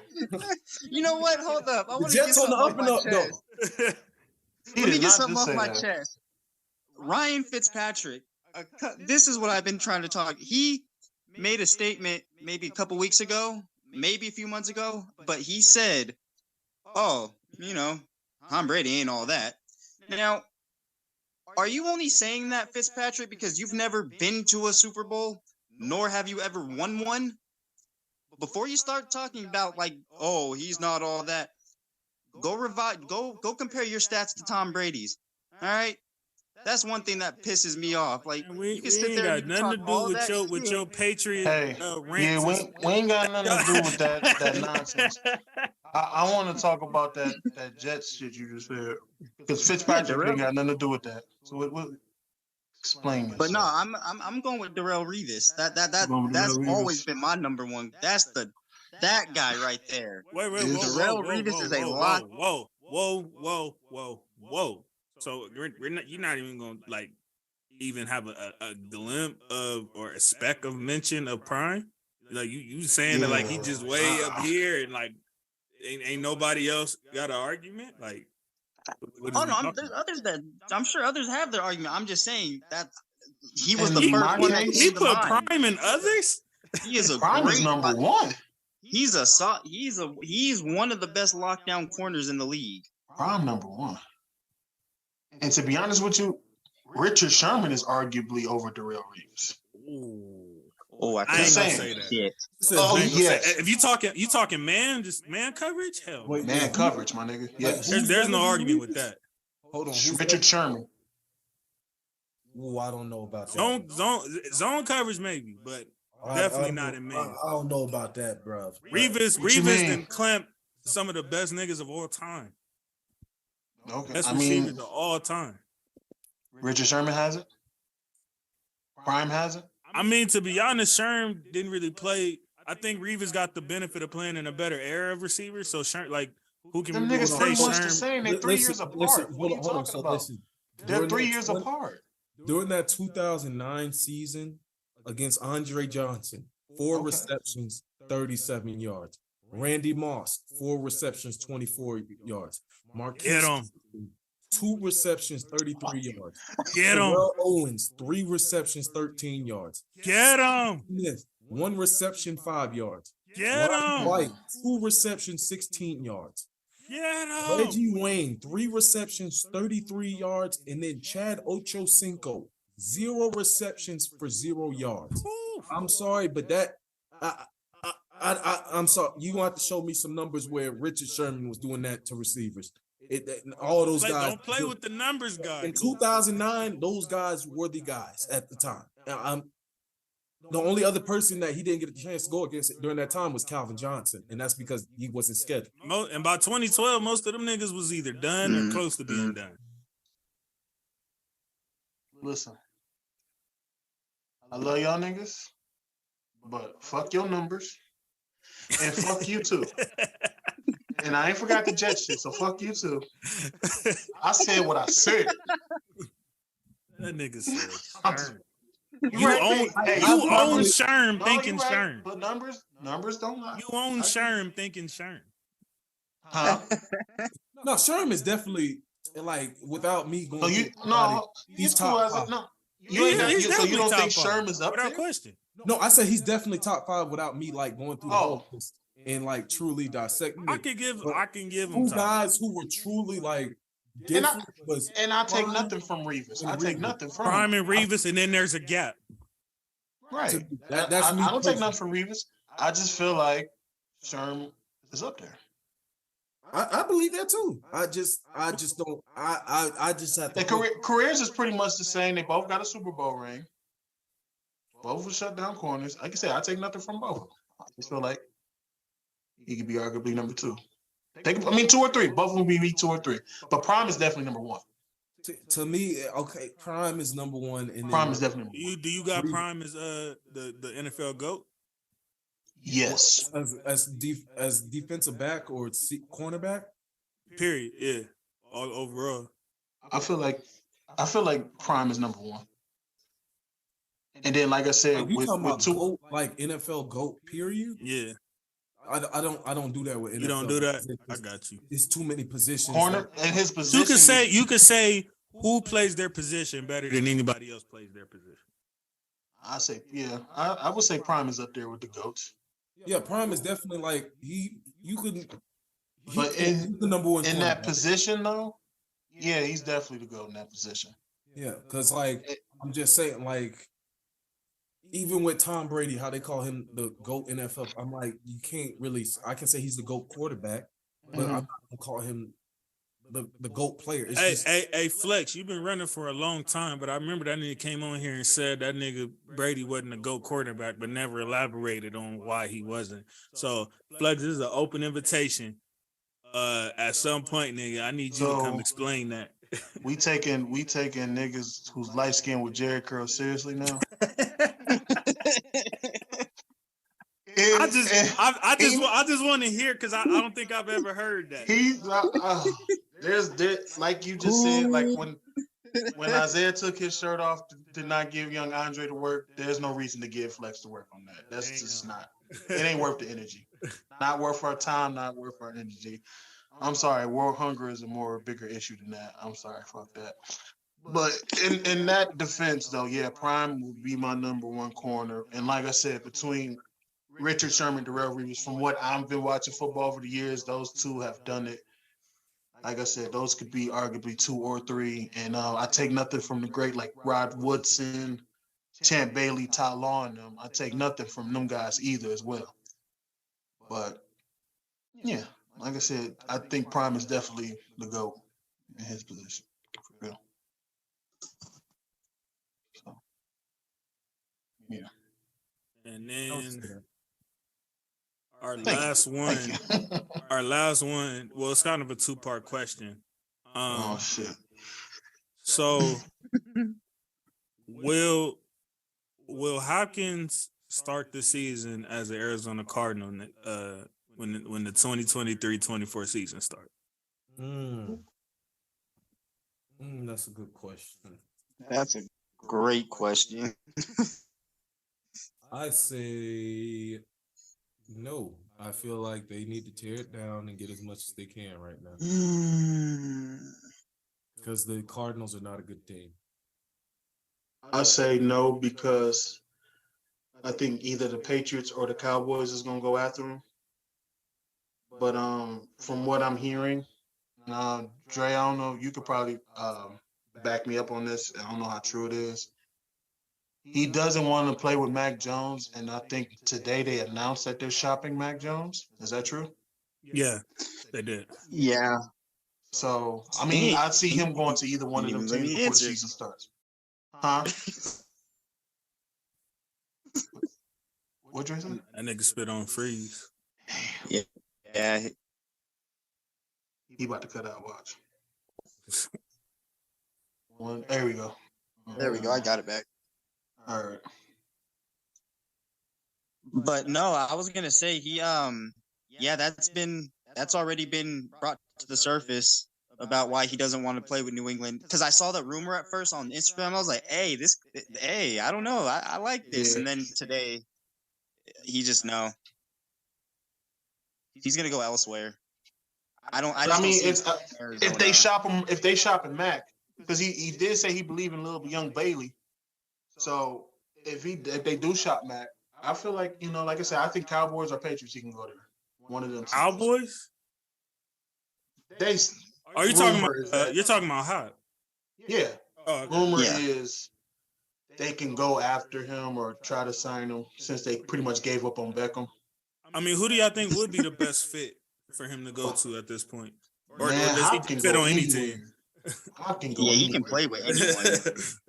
As far as that best fit, JC, I can't answer that. I feel like he can go anywhere and just be. Because even you and I talked about this earlier this year. I think I forgot what week it was. That fool can make any quarterback look good. Literally. Look at the bums he did. Out of all the great receivers, I think he's had like the most dirt quarterbacks that he's made look decent ever. Right. Oh and I think this nigga tried to bring up Nick Swab, whoever that nigga name. So yeah, he can go anywhere and just do his thing. So I don't know would it be a good fit for him. So, all right, well, we'll go ahead and put a button on it there, man. I appreciate my brothers, man. Seems like it was a much longer episode than I thought it was gonna be, but we was getting into some situations today. So appreciate y'all, man. Real quick, are we all doing top 10s next week? I could do my top 10 now. We need you. Yeah, we need your top 10. We need to hear a real top 10, my nigga. We pretty much got it. I'm about to go probably been doing top 10s for years, so we pretty much got it like in our minds of who, who we think. It can't be much tweaking we have, but nigga, you need to go to the drawing board and give us your official top 10. I don't even want no preview. Don't message me no preview of who your GOAT is. I want none of that. I want you to come with a brand fresh top 10. I'll give you my top 10 and you give I ain't gonna judge you. Them niggas probably will. I ain't gonna judge you. I don't. It's just today. Today I knew that wasn't real. Hold on. I'm gonna let you know right now. Hold on. It's not judging. Listen to me. If it's ass, yes. I'm sorry. If it's some shit like you might have one or two players that's like kind of interchangeable with another, like Yeah. Some people have Hakeem on the top 10 rather than have Shaq on the top 10. Right. Things of that nature, I can understand that. But if you come out the woodwork with Ray Allen again, young man, Yes. you're gonna have an issue. Oh no. It ain't even He gonna have a Celtic. You can believe. Listen to me. I don't know which one. Listen What to I'm saying is there's because- two bona fide Celtics in the top 10. Two bona fide. I say one, but we'll get to that. Because you a hating ass nigga. But anyway, hold on. Like I said before, if it ain't what I think it is, even though my opinion don't matter and it don't stand, little young boy. Like I told you before, I love you. You call me anytime you need me. But I'm gonna bring the New York. I'm gonna bring the New York Marv out. I'm gonna get in your ass. There's some bullshit on there. But that'll be. We got, so as y'all can see, we're gonna have some spicy fireworks even before we get into our playoff previews. I can't wait. I can't wait. And I'm about to hit you with a beautiful list. Shit I just said. Pause. I was waiting for the pause. All right, thank y'all for tuning in the way y'all. Hold on. Before we go, Jill Biden, boy, you thought you was slick talking about you would invite the White House. Bro, I knew it. Your ass about that. I forgot about that too. What the fuck kind of shit is that? I forgot about that too. You should have added her to that list, nigga. That's my bad. Because I had forgot that I had retweeted this morning. But Caitlin Clark has said, I don't think runner-ups usually go to the White House. I think they should. They should. The fact that she has to say that though, like I wouldn't even go if I was them niggas. Go to Michelle Obama house like you wanted to, Angel Reese. That was what the plan was. They wanted that invite. Hey, that's pretty. That's the first lady they want to invite from, nigga. Facts. But thank y'all for tuning in the way y'all have been. Make sure y'all like, comment, share, subscribe. Let's take this to the furthest extent. Thank y'all for getting us to episode 51. That's officially in the books, man. Like I said, we trying to get to 100 before the year end, and I believe that we will. And other than that, man, like Dre was saying, man, we got a lot coming up, man. I think baseball just kicked off.